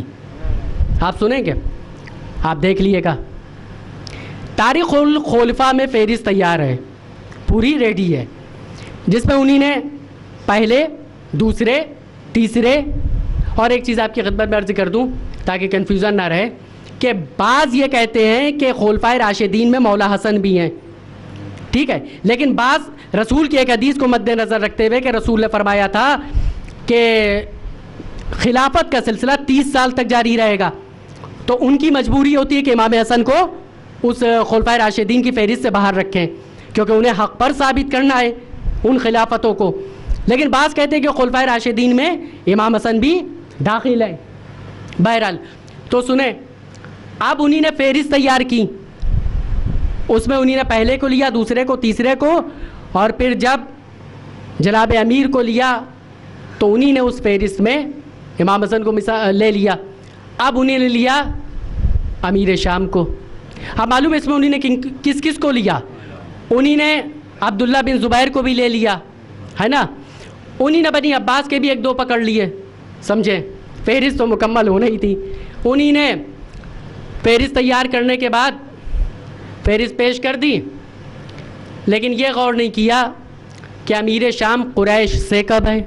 توجہ فرمائے, امیر شام قریش سے کب ہے, اور پھر وہ ذوالنورین ہے نا جو ذوالفقار تھے, آپ سمجھے, ان کو بھی داخل کرا, وہ کب ہیں اس میں سے, قریش میں سے. تو کہا یہ تو گڑبڑ ہو گئی ہے نا. دوسری فہرست بھی موجود ہے, اس فہرست کا سب سے بڑا المیہ یہ ہے, قابل افسوس کہ اس میں انہی نے یزید ابن معاویہ کو بھی رکھا ہے, ٹھیک ہے. اب کچھ بیچارے جو اچھے عقیدے کے ہیں وہ فہرست پیش کرنے بیٹھ جاتے ہیں, وہ لے کے چلتے ہیں امام حسن سے, پھر کود پڑتے ہیں بیچارے امام حسین پر, چوتھے امام پر, 5ویں امام پہ, 6ٹھے امام پہ, پھر 7ویں امام پہ, پھر ختم. آپ بتائیے, ایک فہرست اور تیار ہوئی, اس فہرست میں لکھا یہ پھر لکھا 2 منتظر. آپ یقین جانیے کہ بالکل بیڑا غرق ہے. آپ کو پورے حوالے خدمت میں دے دوں گا. کہا 2 منتظر سمجھ رہے ہیں, 2 کا ویٹ کیا جا رہا ہے, ٹھیک ہے. 10 کی فہرست تیار کر دی, کہا 2 کا ویٹ ہے. آگے آپ نے کیا لکھا کہ جو آخری آئے گا مہندی نام کا وہ آخری خلیفہ ہوگا. آپ توجہ فرمائیں, آپ نے 10 کی لسٹ پیش کر دی اور کہا 2 منتظر, 2 کا انتظار ہو رہا ہے. کہا آخری جو آئے گا مہندی وہ آخری خلیفہ ہوگا. تو پھر یہ بیچ والے کا 11ویں کا گھپلا کیا ہوا بھائی؟ آپ نے کہا 2 منتظر, تو اب آپ بتائیے کہ 2 آئیں گے, کس وقت آئیں گے, کس ٹائم آئیں گے؟ امام مہدی کے سلسلے میں تو آپ پورا ڈیٹا دیتے ہیں کہ جب فتنے ہوں گے, جب فساد ہوں گے, جب زمین ظلم و جور سے بھر چکی ہوگی تو وہ مہندی آ کر اس زمین کو اسی طرح عدل و انصاف سے بھر دیں گے جیسے وہ اس سے پہلے ظلم و جور سے بھر چکی ہوگی. آپ سمجھ رہے ہیں فہرست تیار ہو پا رہی ہے؟ نہیں. قریش سے 12 خلفاء کی فہرست دے پا رہے ہیں؟ نہیں. کیوں؟ اس لیے کہ 12 اماموں کے علاوہ کوئی ہے ہی نہیں ایسا جو سب کے سب قریش سے ہوں.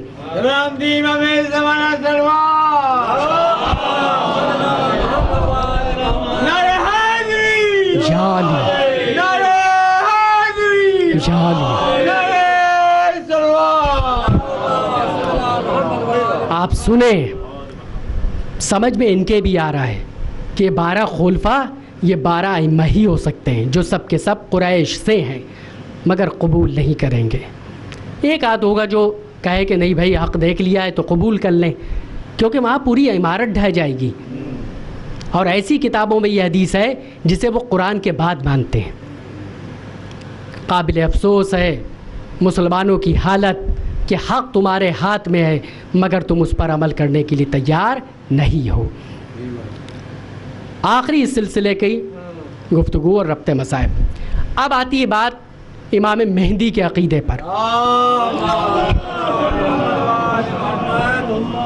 بس یہیں سے ربط مسائب. ہمارا مذاق اڑایا جاتا ہے ان کے امام زمانہ موجود ہیں, ٹھیک ہے, ان کے امام مہدی موجود ہیں. ہاں امام مہدی آئیں گے تو, لیکن وہ آخری زمانے میں پیدا ہوں گے, پیدا نہیں ہوئے. اور یہ ایسا عقیدہ ہے کہ جماعتی وہابی بھی اس پر مسلم مکمل عقیدہ رکھتے ہیں کہ امام مہدی آئیں گے ضرور, یہ طے بات ہے. مگر شیعہ کہتے ہیں کہ پیدا ہو چکے ہیں, وہ کہتے ہیں کہ پیدا ہوں گے. آپ سنیں, سیاہ ستہ میں بھی حدیثیں اور دیگر کتب میں کہتے پیدا ہوں گے, کیونکہ رسول خدا نے کہا تھا پیدا ہوں گے. آپ توجہ فرمائیں, کیا احمق پن ہے اور کیا دیوانگی ہے. چند چیزیں جلدی جلدی اور ربط مسائب. ڈاکٹر اسرار احمد صاحب کو تو آپ نے سنا ہوگا, بیچارے قرآن کی تفسیر بیان کرتے ہیں, اور یوٹیوب پہ ان کو سن لیے گا. جو امام مہدی سے مربوط تقریر ہے ان کی, وہ سنیے گا, آپ کو بھی عجیب و غریب لگے گی. وہ امام مہدی کے اوپر بول رہے تھے, تفسیر قرآن کی ایک آیت, اس پہ کہنے لگے کہ امام مہدی تو آئیں گے اور قریب ہے کہ وہ آ جائیں, ان کے آنے کا وقت قریب ہے. پھر کہنے لگے اور شیعہ بھی یہ عقیدہ رکھتے ہیں کہ امام مہدی آئیں گے, اور شیعہ کہتے ہیں کہ پیدا ہو چکے ہیں اور غار سے غیبت میں چلے گئے ہیں اور یہی آئیں گے. جو غیبت میں گئے ہیں شیعوں کے عقیدے کے اعتبار سے یہی آئیں گے. افسوس, کہنے لگے مگر 2 امام مہدی ہیں. آپ دیکھیں کیا مذاق ہے, کیا مذاق ہے. حق کو قبول نہ کرنے کے سبب سے کیا احمق پن سوار ہو گیا ہے. اب امام مہدی بھی 2 ہو گئے.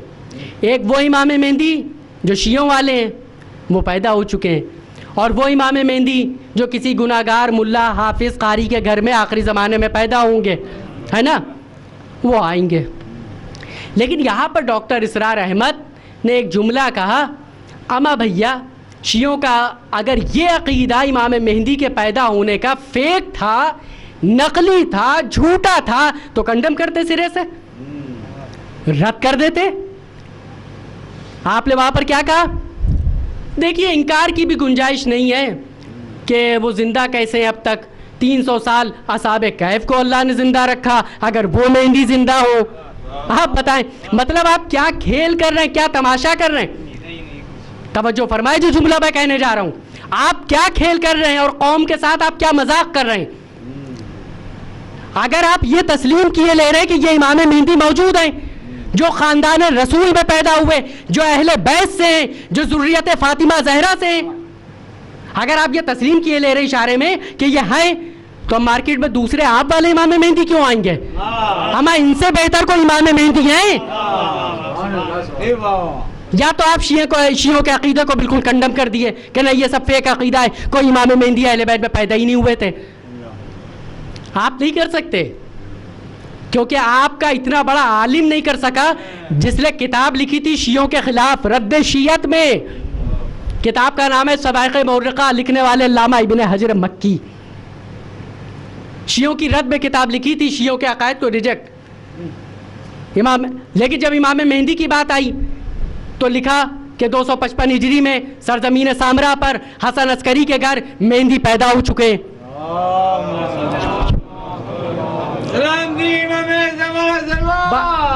بس جلدی سے سن لیا اور ربط مسائب. آپ لکھ رہے ہیں کہ امام مہدی پیدا ہوئے, اور آپ نے وہی لکھا 255 ہجری جو ہمارے یہاں ہے. آپ نے آگے ایک جملہ لکھا, کہا کہ 5 سال کے سن سے وہ دیکھے نہیں گئے. آپ توجہ فرمائیں, 5 سال کے سن سے وہ دیکھے نہیں گئے. پھر لکھتے ہیں کہ رافضی کہتے ہیں کہ یہی آئیں گے.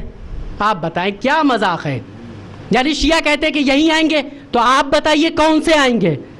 توجہ فرمائیں, اما آپ کے جس کو پبلک بھی جانتی ہے,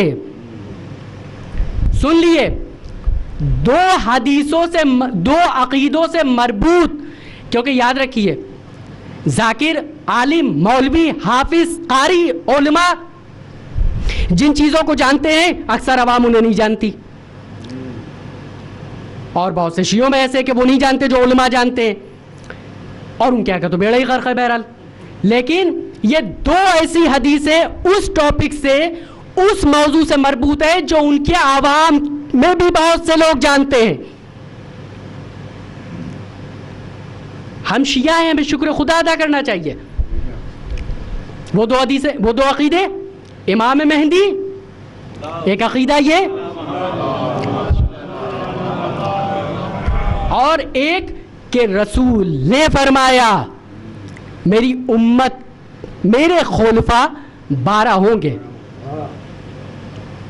آپ کو معلوم ہے رسول پاک پھنسا کیسے گئے؟ وہ اللہ کے رسول تھے، کوئی بات اپنی کتاب سے ہی نہیں. جس کو بھی حوالے چاہیے ہوں، حدیث نمبر میں آپ کو نوٹ کروا دوں گا کتاب کے نام کے ساتھ. آپ سنیں کیا حدیث ہے کہ میرے 12 خلفاء ہوں گے. یہاں تک تو صحیح تھا، وہ 12 کی فہرست تیار کر لیتے پوری اچھی طریقے سے، ہے نا. رسول نے کیا فرمایا؟ من کل قریش، سب کے سب قریش سے ہوں گے. توجہ فرمائیں، میرے 12 خلفاء ہوں گے، سب کے سب قریش سے ہوں گے. آپ بتائیے 12 اماموں کے علاوہ سب کے سب قریش سے ہیں؟ صرف 12 امام وہ ہیں جو سب کے سب قریش سے ہیں. اب آپ سنیں، کرے تو کیا کریں، ہے نا. یہاں پر آ کر پھنس گئے کہ جب رسول نے یہ کنڈیشن لگا دی کہ سب کے سب قریش سے ہوں گے تو کرے کیا. آپ یقین جانیے اگر وہ ان 12 اماموں کو 12 خلفاء رسول کے بعد تسلیم کر لیں تو بیڑا غرق ہو جائے گا. لہذا وہ کر نہیں سکتے، کیونکہ ان کی مجبوری ہے کہ وہ کر نہیں سکتے. کیونکہ اگر یہ 12 مان لیے تو وہ کہیں گے یہ 3 کہاں سے ٹپک پڑے. اگر رسول 12 کی پیشن گوئی کر گئے تھے کہ میرے 12 خلفاء ہوں گے جو سب کے سب قریش سے ہوں گے تو کرے تو کیا. تو انہی نے فہرست بڑی محنت سے تیار کی. آپ سنیں گے، آپ دیکھ لیے گا تاریخ الخلفاء میں فہرست تیار ہے، پوری ریڈی ہے، جس میں انہی نے پہلے، دوسرے، تیسرے. اور ایک چیز آپ کی خدمت میں عرض کر دوں تاکہ کنفیوژن نہ رہے کہ بعض یہ کہتے ہیں کہ خلفائے راشدین میں مولا حسن بھی ہیں، ٹھیک ہے، لیکن بعض رسول کی ایک حدیث کو مد نظر رکھتے ہوئے کہ رسول نے فرمایا تھا کہ خلافت کا سلسلہ 30 سال تک جاری رہے گا، تو ان کی مجبوری ہوتی ہے کہ امام حسن کو اس خلفائے راشدین کی فہرست سے باہر رکھیں، کیونکہ انہیں حق پر ثابت کرنا ہے ان خلافتوں کو. لیکن بعض کہتے ہیں کہ خلفائے راشدین میں امام حسن بھی داخل ہے. بہرحال تو سنیں، اب انہی نے فہرست تیار کی، اس میں انہی نے پہلے کو لیا، دوسرے کو، تیسرے کو، اور پھر جب جناب امیر کو لیا تو انہی نے اس فہرست میں امام حسن کو لے لیا. اب انہی نے لیا امیر شام کو. اب معلوم ہے اس میں انہی نے کس کس کو لیا. انہی نے عبداللہ بن زبیر کو بھی لے لیا، ہے نا. انہی نے بنی عباس کے بھی 1-2 پکڑ لیے، سمجھے. فہرست تو مکمل ہونا ہی تھی. انہی نے فہرست تیار کرنے کے بعد فہرست پیش کر دی، لیکن یہ غور نہیں کیا کہ امیر شام قریش سے کب ہے. توجہ فرمائے، امیر شام قریش سے کب ہے. اور پھر وہ ذوالنورین ہے نا، جو ذوالفقار تھے، آپ سمجھے، ان کو بھی داخل کرا. وہ کب ہیں اس میں سے، قریش میں سے. تو کہا یہ تو گڑبڑ ہو گئی، ہے نا. دوسری فہرست بھی موجود ہے. اس فہرست کا سب سے بڑا المیہ یہ ہے، قابل افسوس، کہ اس میں انہی نے یزید ابن معاویہ کو بھی رکھا ہے. ٹھیک ہے. اب کچھ بیچارے جو اچھے عقیدے کے ہیں وہ فہرست پیش کرنے بیٹھ جاتے ہیں، وہ لے کے چلتے ہیں امام حسن سے، پھر کود پڑتے ہیں بیچارے امام حسین پر، چوتھے امام پر، 5ویں امام پہ، 6ٹھے امام پہ، پھر 7ویں امام پہ، پھر ختم. آپ بتائیے. ایک فہرست اور تیار ہوئی، اس فہرست میں لکھا یہ پھر لکھا 2 منتظر. آپ یقین جانیے کہ بالکل بیڑا غرق ہے. آپ کو پورے حوالے خدمت میں دے دوں گا. کہا 2 منتظر سمجھ رہے ہیں، 2 کا ویٹ کیا جا رہا ہے. ٹھیک ہے، 10 کی فہرست تیار کر دی، کہا 2 کا ویٹ ہے. آگے آپ نے کیا لکھا کہ جو آخری آئے گا مہندی نام کا वो आखिरी खलीफा होगा। आप तवज्जो फरमाएं, आपने 10 की लिस्ट पेश कर दी और कहा 2 मुंतज़र, 2 का इंतज़ार हो रहा है, कहा आखिरी जो आएगा मेहंदी वो आखिरी खलीफा होगा। तो फिर ये बीच वाले का 11वें का घपला क्या हुआ? भाई आपने कहा 2 मुंतज़र, तो अब आप बताइए कि 2 आएंगे, किस वक्त आएंगे, किस टाइम आएंगे? इमाम मेहंदी के सिलसिले में तो आप पूरा डेटा देते हैं कि जब फितने होंगे, जब फसाद होंगे, जब ज़मीन जुल्म जौर से भर चुकी होगी, तो वो मेहंदी आकर इस ज़मीन को इसी तरह अदल व इंसाफ से भर देंगे जैसे वो उससे पहले जुल्म जौर से भर चुकी होगी। आप समझ रहे हैं? फहरिस्त तैयार हो पा रही है? नहीं। कुरैश से 12 खुलफा की फहरिस्त दे पा रहे हैं? नहीं। क्यों? इसलिए कि 12 इमामों के अलावा कोई है ही नहीं ऐसा जो सब के सब कुरैश से हो।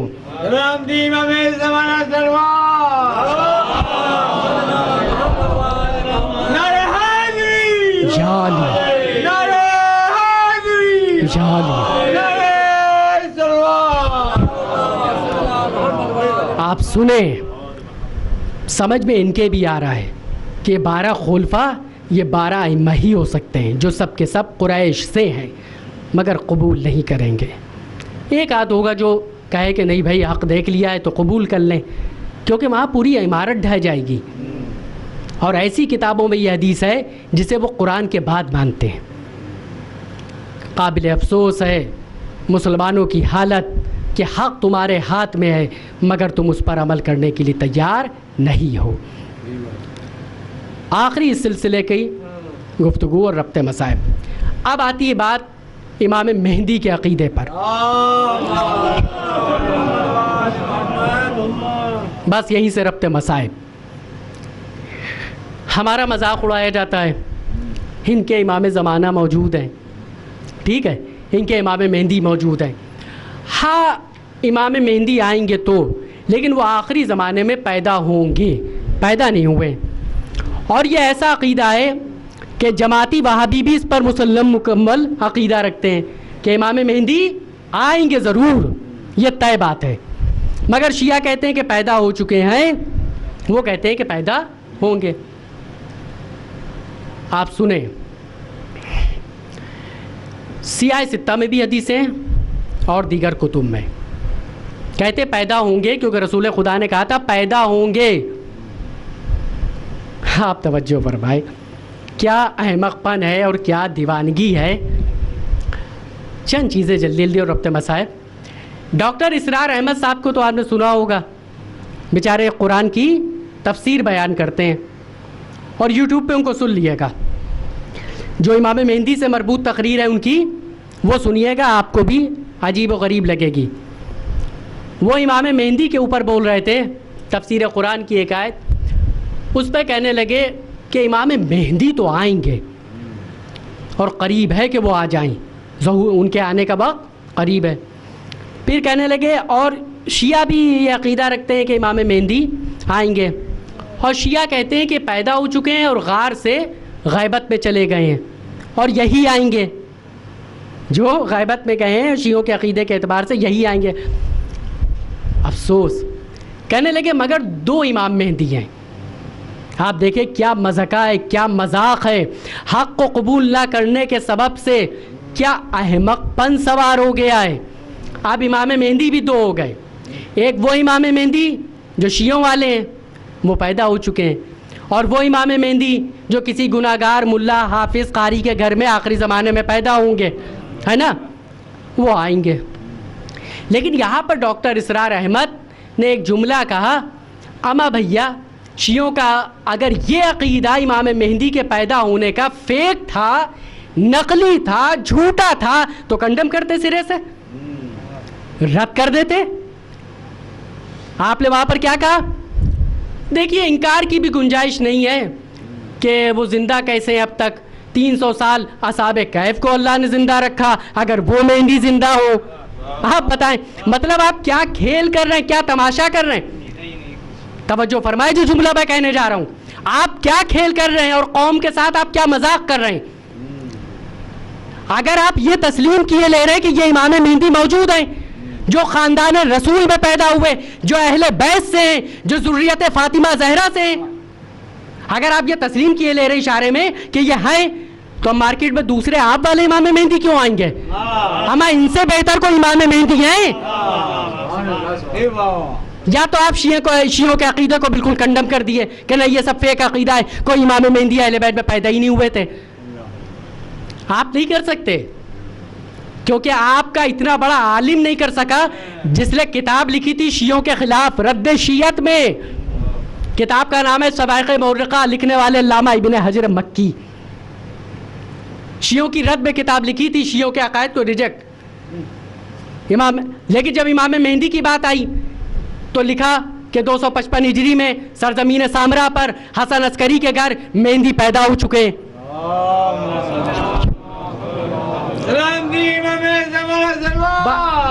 بس جلدی سے سن لیا اور ربط مصائب.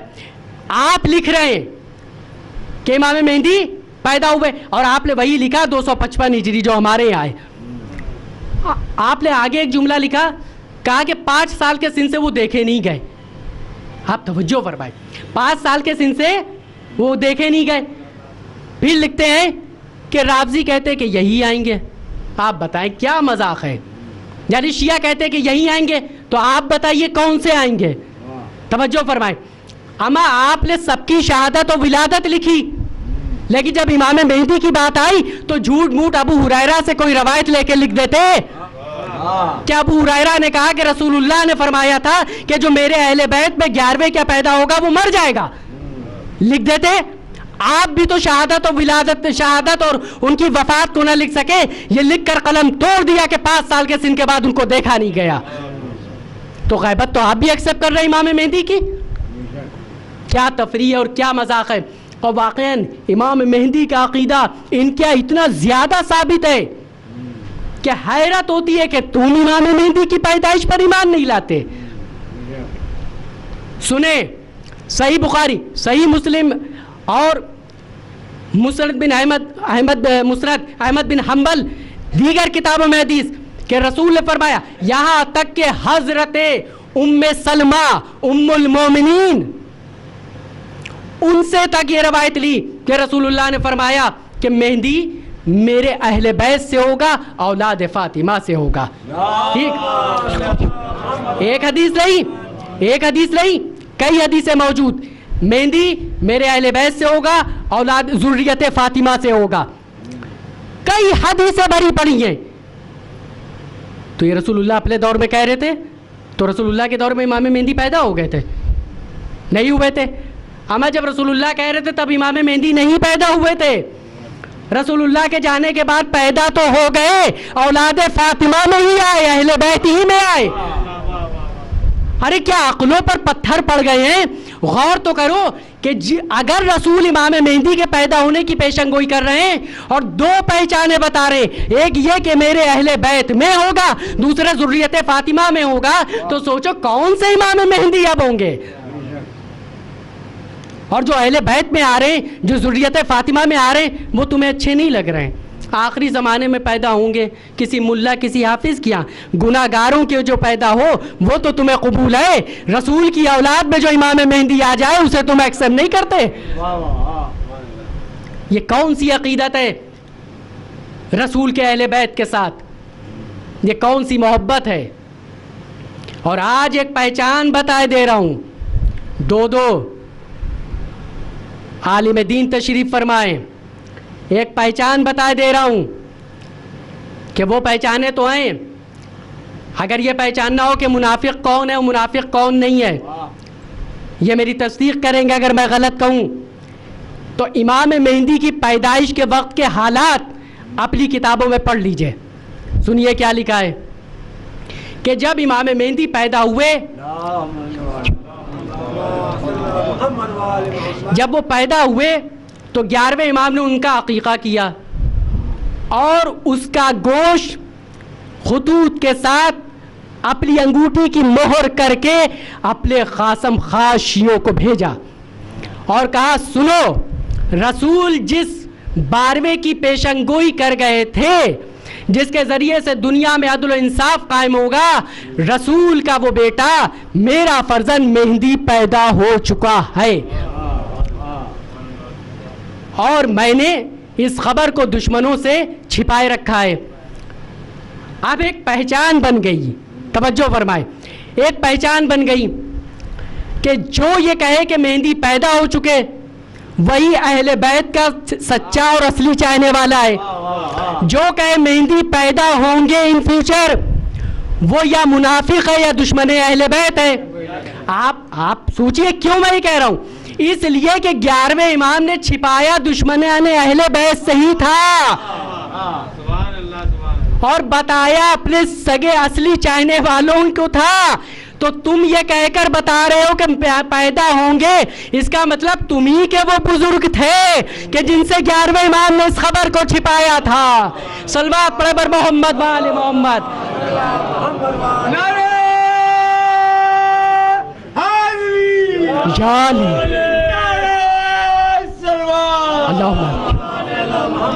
یہ میں نے کوئی خطابتی جملہ نہیں کہا ہے, آپ عقل استعمال کر کے دیکھ لیے. کس سے چھپایا تھا؟ جو اہل بیت کے دشمن تھے ان سے چھپایا تھا. تو اگر آپ کو پتہ نہیں چل پایا کہ پیدا ہو چکے ہیں 1150 سال پہلے, 1150 سال پہلے, تو اس کا مطلب آپ انہی کی ہیں اولاد جن کے بزرگوں سے چھپایا تھا, ورنہ ہمیں تو پتہ چل گیا کہ پیدا ہو چکے ہیں. پھر آپ دم بھرتے ہیں کہ ہم اہل بیت کے عاشق, اہل بیت کے چاہنے والے, اور آپ کا تو مسئلہ ہی الگ ہے. آپ تو یہ تک کہہ دیتے کہ محمد بن اسماعیل بخاری بڑا پکا اہل بیت کا چاہنے والا تھا, ہے, جبکہ صحیح بخاری سے ثابت ہے کہ وہ اہل بیت کے مخالفین اور دشمنوں میں تھے. 11 سوال تو میں نے خود نکالے تھے صحیح بخاری سے. آپ سوچئے جو شخص 11ویں امام کی شہادت کے 11 سال بعد پیدا ہوا ہو, 8ویں امام کا دور دیکھا, 9ویں امام کا دور دیکھا, 10ویں امام کا دور دیکھا, اور 11ویں امام کی شہادت سے 6 مہینے پہلے سدھار گئے.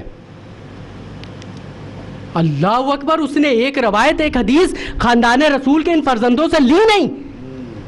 اور امام مسلم کا بھی یہی حال ہے, امام مسلم کا صحیح مسلم کے, مگر انہی نے ایک کام تو یہ کیا کہ انہی نے جا کے 5ویں امام 6ٹھے امام کو ٹچ کیا, ٹھیک ہے, اور پھر ایک لکھ گئے مگر بڑے کام کیے. توجہ فرمائے, وہ بھی ڈر رہے تھے کہ ان کو ٹچ نہیں کرنا ہے. لکھ گئے کہ 6ٹھے امام کے والے سے لکھا کہ انہی نے فرمایا کہ ہمارے پاس رسول اللہ کی 70,000 حدیثیں ہیں. تو ہمیں جب ان کے پاس 70,000 حدیثیں تھیں تو ادھر ادھر کیوں بھٹکتے رہے؟ یعنی امام مسلم نے صحیح مسلم میں یہ ایکسیپٹ کیا کہ 70,000 تھی ان کے پاس, تو ہمیں کیوں نہ لے لی ان سے 70,000؟ ان سے معتبر کون تھا؟ امام نہ مانتے, خلیفہ نہ مانتے, معصوم نہ مانتے, اتنی تو ان کی عزت اور رسپیکٹ کرنا چاہیے تھی کہ فرزند رسول ہیں, خاندان رسول سے ہیں. پھر آپ کیسے ثابت کر دیتے ہیں کہ اہل بیت کے چاہنے والے تھے, اہل بیت کے بڑے پکے شہدائی تھے؟ کہاں سے ثابت کر رہے ہیں؟ عزیزان گرامی, بس زحمت تمام کی, یہ سب اس لیے کیا جاتا ہے تاکہ ان کی لکھی ہوئی حدیثوں کو مانتا مل جائے, کیونکہ ان کو معلوم ہے کہ اگر اہل بیت کے دشمن ثابت ہو گئے تو دین کا ہمارے بیڑا غرق ہو جائے گا. لہذا ہر ایک کے لیے کوشش کرتے ہیں کہ اسے اہل بیت کا دوستدار ثابت کرے. اور یہ تو اہل بیت کی عظمت اور مرتبہ ہے کہ دشمن بھی چاہتا ہے کہ ہم لگے دوستی. آپ توجہ فرمائیں, بھلے منافق ہو, بھلے دشمن ہو, کہیں پر بھی خلیفہ اول کی بات کریے, خلیفہ دوم کی, خلیفہ سوم کی, ارے بھئی غلط تھے, باطل پر تھے, تو اب آپ کام کیا کرتے ہیں؟ آپ کہہ دیجئے حق پر تھے. آپ وہاں پہ کیا کرتے ہیں؟ آپ وہاں پر یہ کرتے ہیں کہ لکھتے ہیں حضرت علی کے بڑے اچھے تعلقات تھے. ممبروں سے آپ بیان کرتے ہیں امام حسن بڑی عزت کرتے تھے. آپ بیان کرتے ہیں, آپ نہج البلاغہ کا خطبہ دیکھیے, وہ تو مشورہ دے رہے تھے ان کو. یعنی آپ کو بھی یہ معلوم ہے کہ انہیں حق پر ثابت کیا جا سکتا ہے, تو اہل بیت سے جوڑ کے مرنا ان کا کوئی حق نہیں ہے.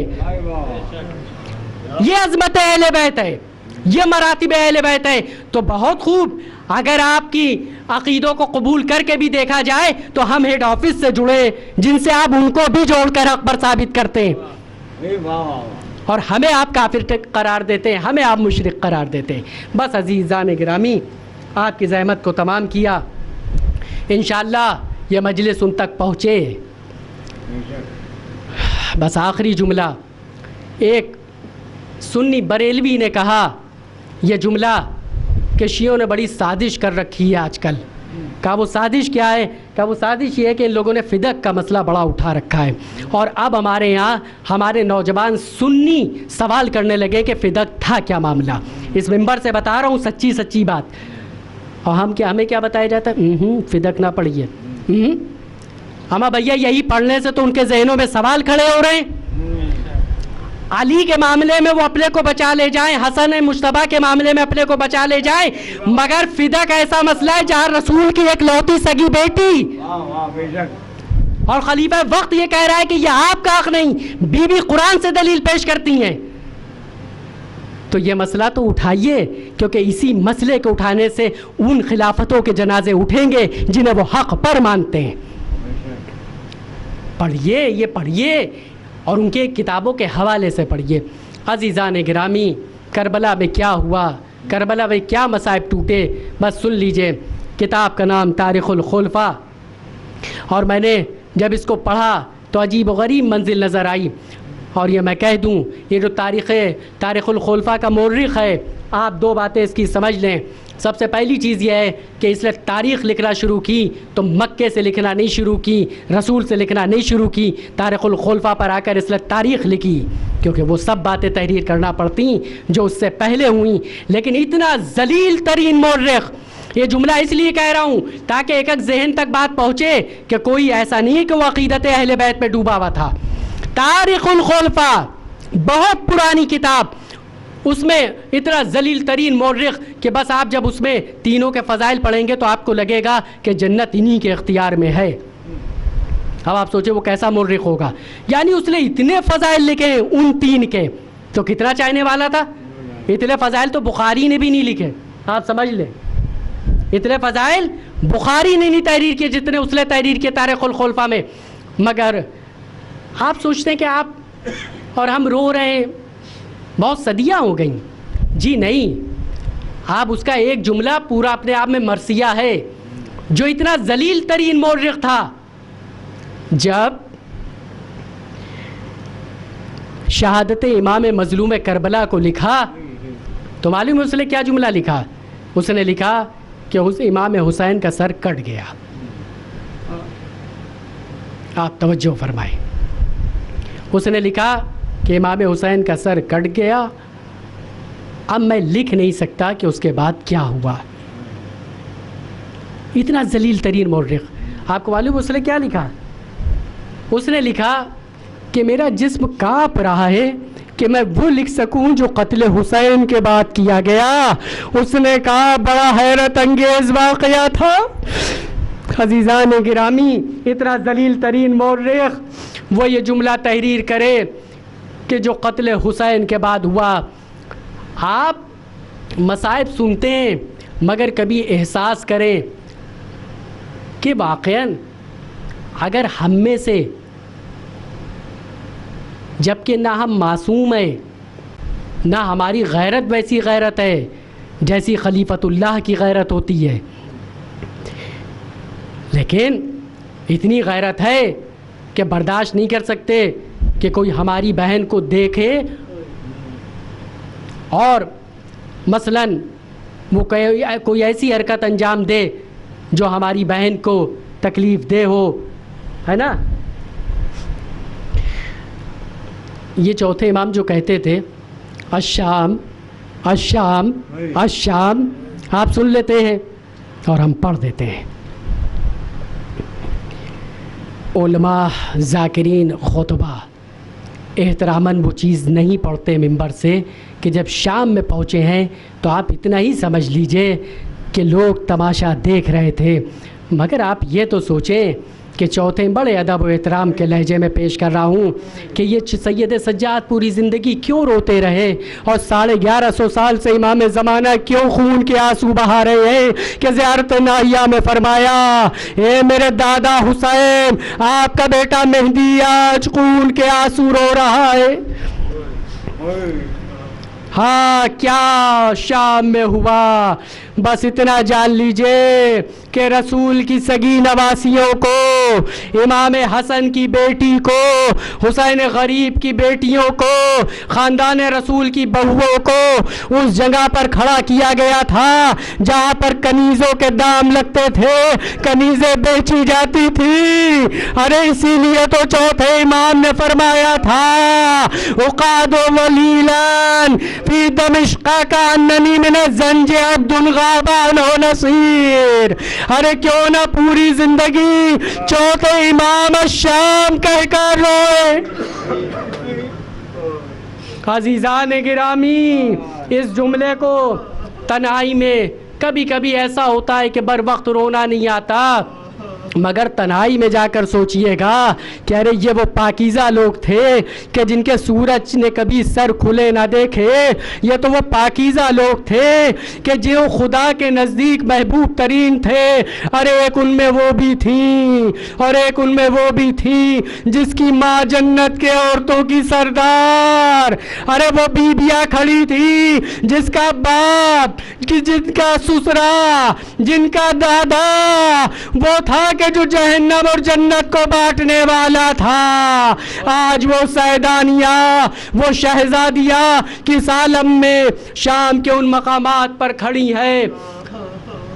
हाँ अजीज़ान गिरामी, और किस तरह ये शहजादियाँ दरबार यजीद में लाई गईं और किस तरह से बीबियों ने दरबार यजीद को फेस किया। उन तकलीफ़ों को तो हम समझ ही नहीं सकते, उसका एहसास नहीं कर सकते। हाँ दरबार में पहुँच तो गई, मगर उससे पहले की मंजिल इतनी सख्त थी कि वो मुक़द्दस बीबी, वो शहज़ादी ज़ैनब जिन्हें सानिया ज़हरा कहा गया, जब दरबार यजीद आया तो कमर को थाम कर बैठ गई। फरमाया पुपी अम्मा दरबार में क्यों नहीं चलती? फरमाया मेरे बेटे, अरे दरबार तमाशाइयों से भरा हुआ है, ज़ैनब किस तरह दरबार यजीद में जाए? फरमाया पुपी अम्मा इसी आलम में चलना पड़ेगा वरना बाबा की कुर्बानी बेकार हो जाएगी। लानतुल्लाहि अला कौम ज़ालिमीन। परवरदिगारा शहज़ादी ज़ैनब की जूतियों के सदक़े में इस मजलिस को अपने नज़दीक मकबूल करार दे। परवरदिगारा हमें हमारी ज़िंदगियों में हमारे 12वें इमाम का ज़हूर दिखा दे। हमें इस तरह इमाम ज़माना का ज़हूर दिखा कि 12वें इमाम हमसे राज़ी और खुशनूद हो। गुजारिश है कि एक सूरह फातिहा नसीम अहमद इब्न मुस्तकीम अहमद को और ज़किया बेगम बिनते अब्दुल्लाह की रूह को पढ़कर इसाल कर दे।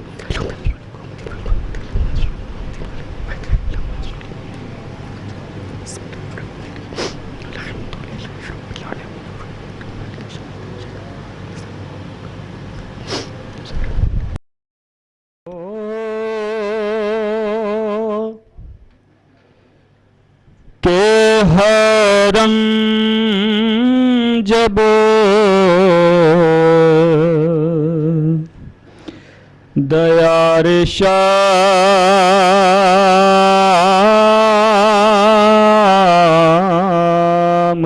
चले, सरों को पीट के मक़तल से नेक नाम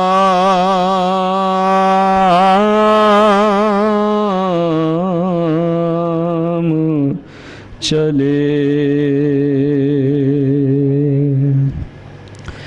जो लाश नज़र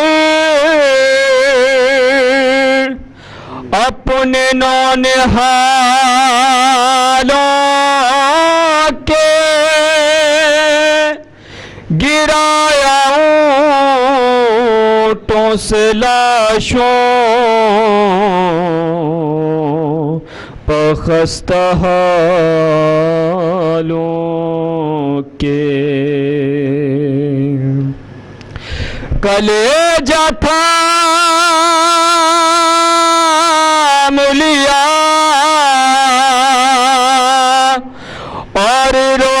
माँ ने कहा मैं दूल्हा किस को बनाऊंगी ऐ मेरे बेटा, तुम ही बताओ ऐ अकबर, मैं सहरा बांधूं कहाँ, तुम्हारे तन पे नहीं सर, मैं सहरा बांधूं कहाँ, तुम्हारे तन पे नहीं सर, मैं सहरा बांधूं कहाँ, तुम्हारे तन पे नहीं सर, तुम्हारे तन पे नहीं सर, मैं सहरा बांधूं कहाँ, तुम्हारे तन पे नहीं सर, मैं सहरा बांधूं कहाँ, तुम्हारे तन पे नहीं सर, मैं सहरा बांधूं कहाँ, तुम्हारे समात कीजिएगा हज़रात, क्या बयान कर रही है जनाब लैला सलामुल्लाह अलैहा। तुम्हारे तन पे नहीं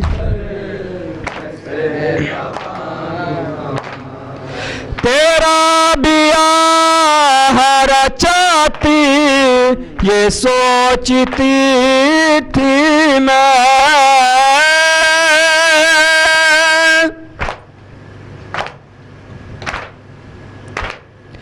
तेरी दुल्हन को सजाती ये सोचती थी मैं, है मगर ये मेरा मुक़द्दर, मैं सहरा बांधूं कहाँ, तुम्हारे तन पे नहीं सर, मैं सहरा तुम्हारे तन पे नहीं सर, मैं सहरा बांधूं कहाँ, तेरी जुदाई का दिल पर ये मेरे सदमा है,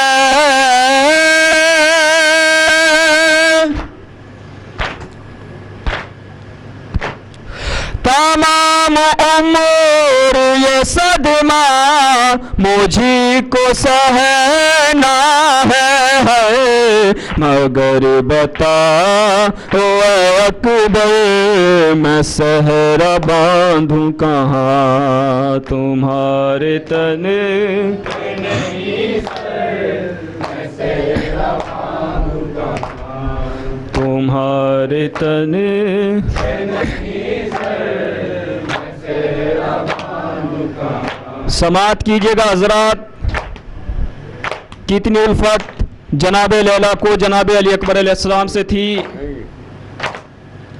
कितना अरमान जनाब लैला को जनाब अली अकबर अलैहिस्सलाम की शादी का था।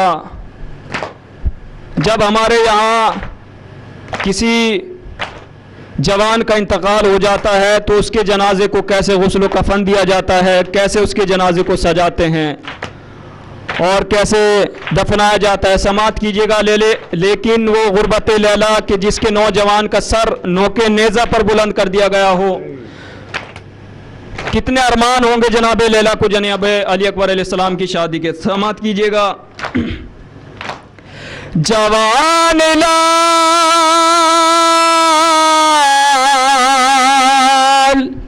अगरचे किसी का मरता है, वो अपने लाल की तदफीन ऐसे करता है, वो अपने लाल के सर पर सजाता है सहरा, फिर से के बाद घर से जनाजा उठता है, मगर वो गुर्बत मादर, मगर वो गुर्बत मादर के जिसके बेटे का सर बजाए शहर के, जालिम सीना पे रखता है, हाय सुकून दे कोई मिल जाएगा मेरे बेटा।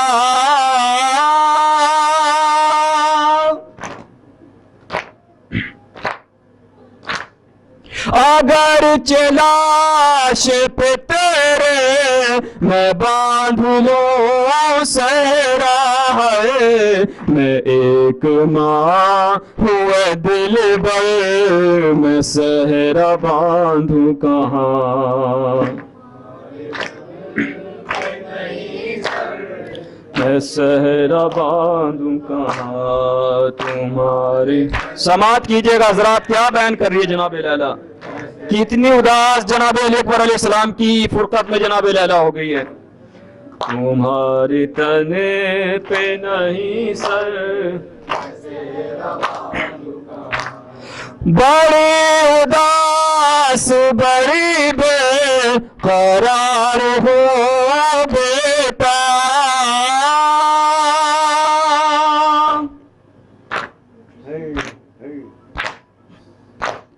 तेरे बगैर गरीब गयार हो बेटा है, बताओ यूसुफ सरवर मैं सहरा बांधू कहाँ तुम्हारे तने।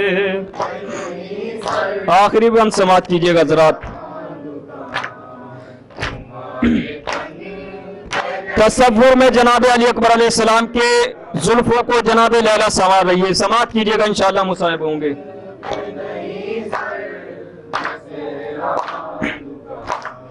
लगी हो गर्द तो उसको उतार लो बेटा,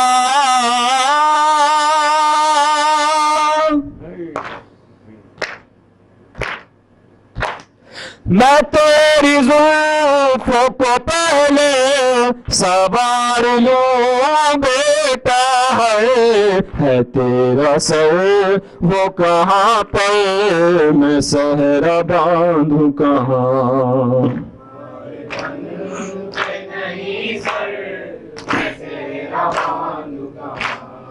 तुम्हारे तने पे नहीं सर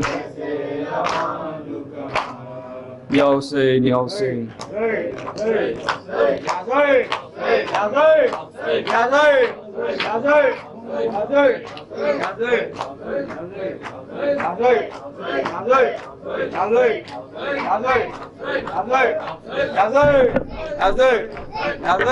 बोले पदर से अकबर बरछे ना खींचना, बोले पदर से अकबर बरछे ना खींचना, है जान अब लबों पर, है जान अब برچھی نہ کھینچنا بولے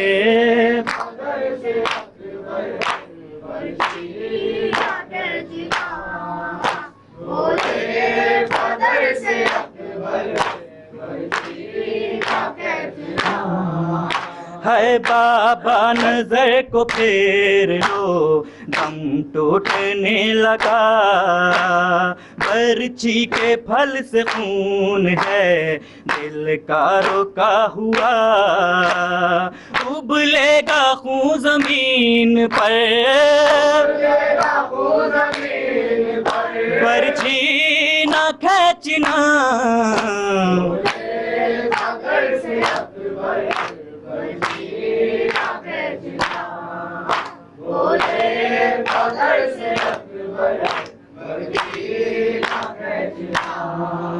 ہے میں نے تمہیں بلایا تھا تاکہ میں کہہ سکوں بالکل نہ غم کرو میرے دل کو ہے اب سکون بیٹھے رہو یہاں مگر برچھی نہ کھینچنا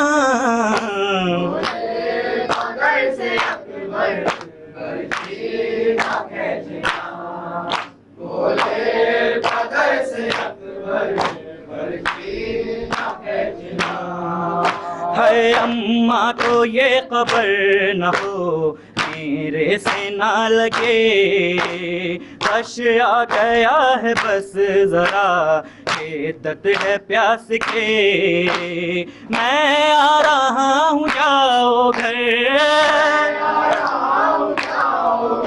برچھی نہ کھینچنا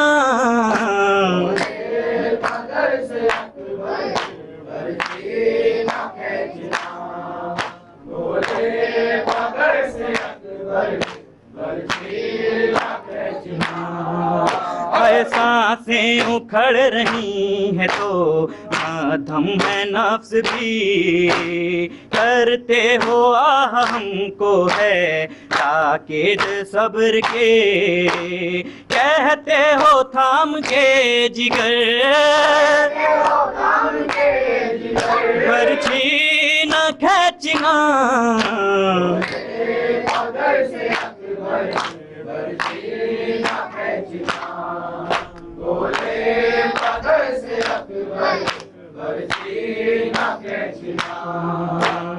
اکبر پکارے باپ سے دل کو سنبھالیے ٹوٹی سی نہ کلیجے میں رہنے دیجیے نکلے گا ساتھ میں جگر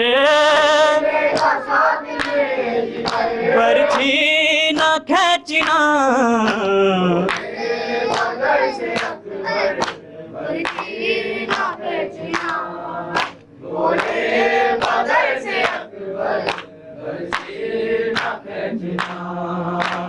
مولا نے یہ کہا دل کو سنبھال کر پھر خود ہی لڑکھڑا گئے برچھی نکال کر کہتا رہا جوان پسر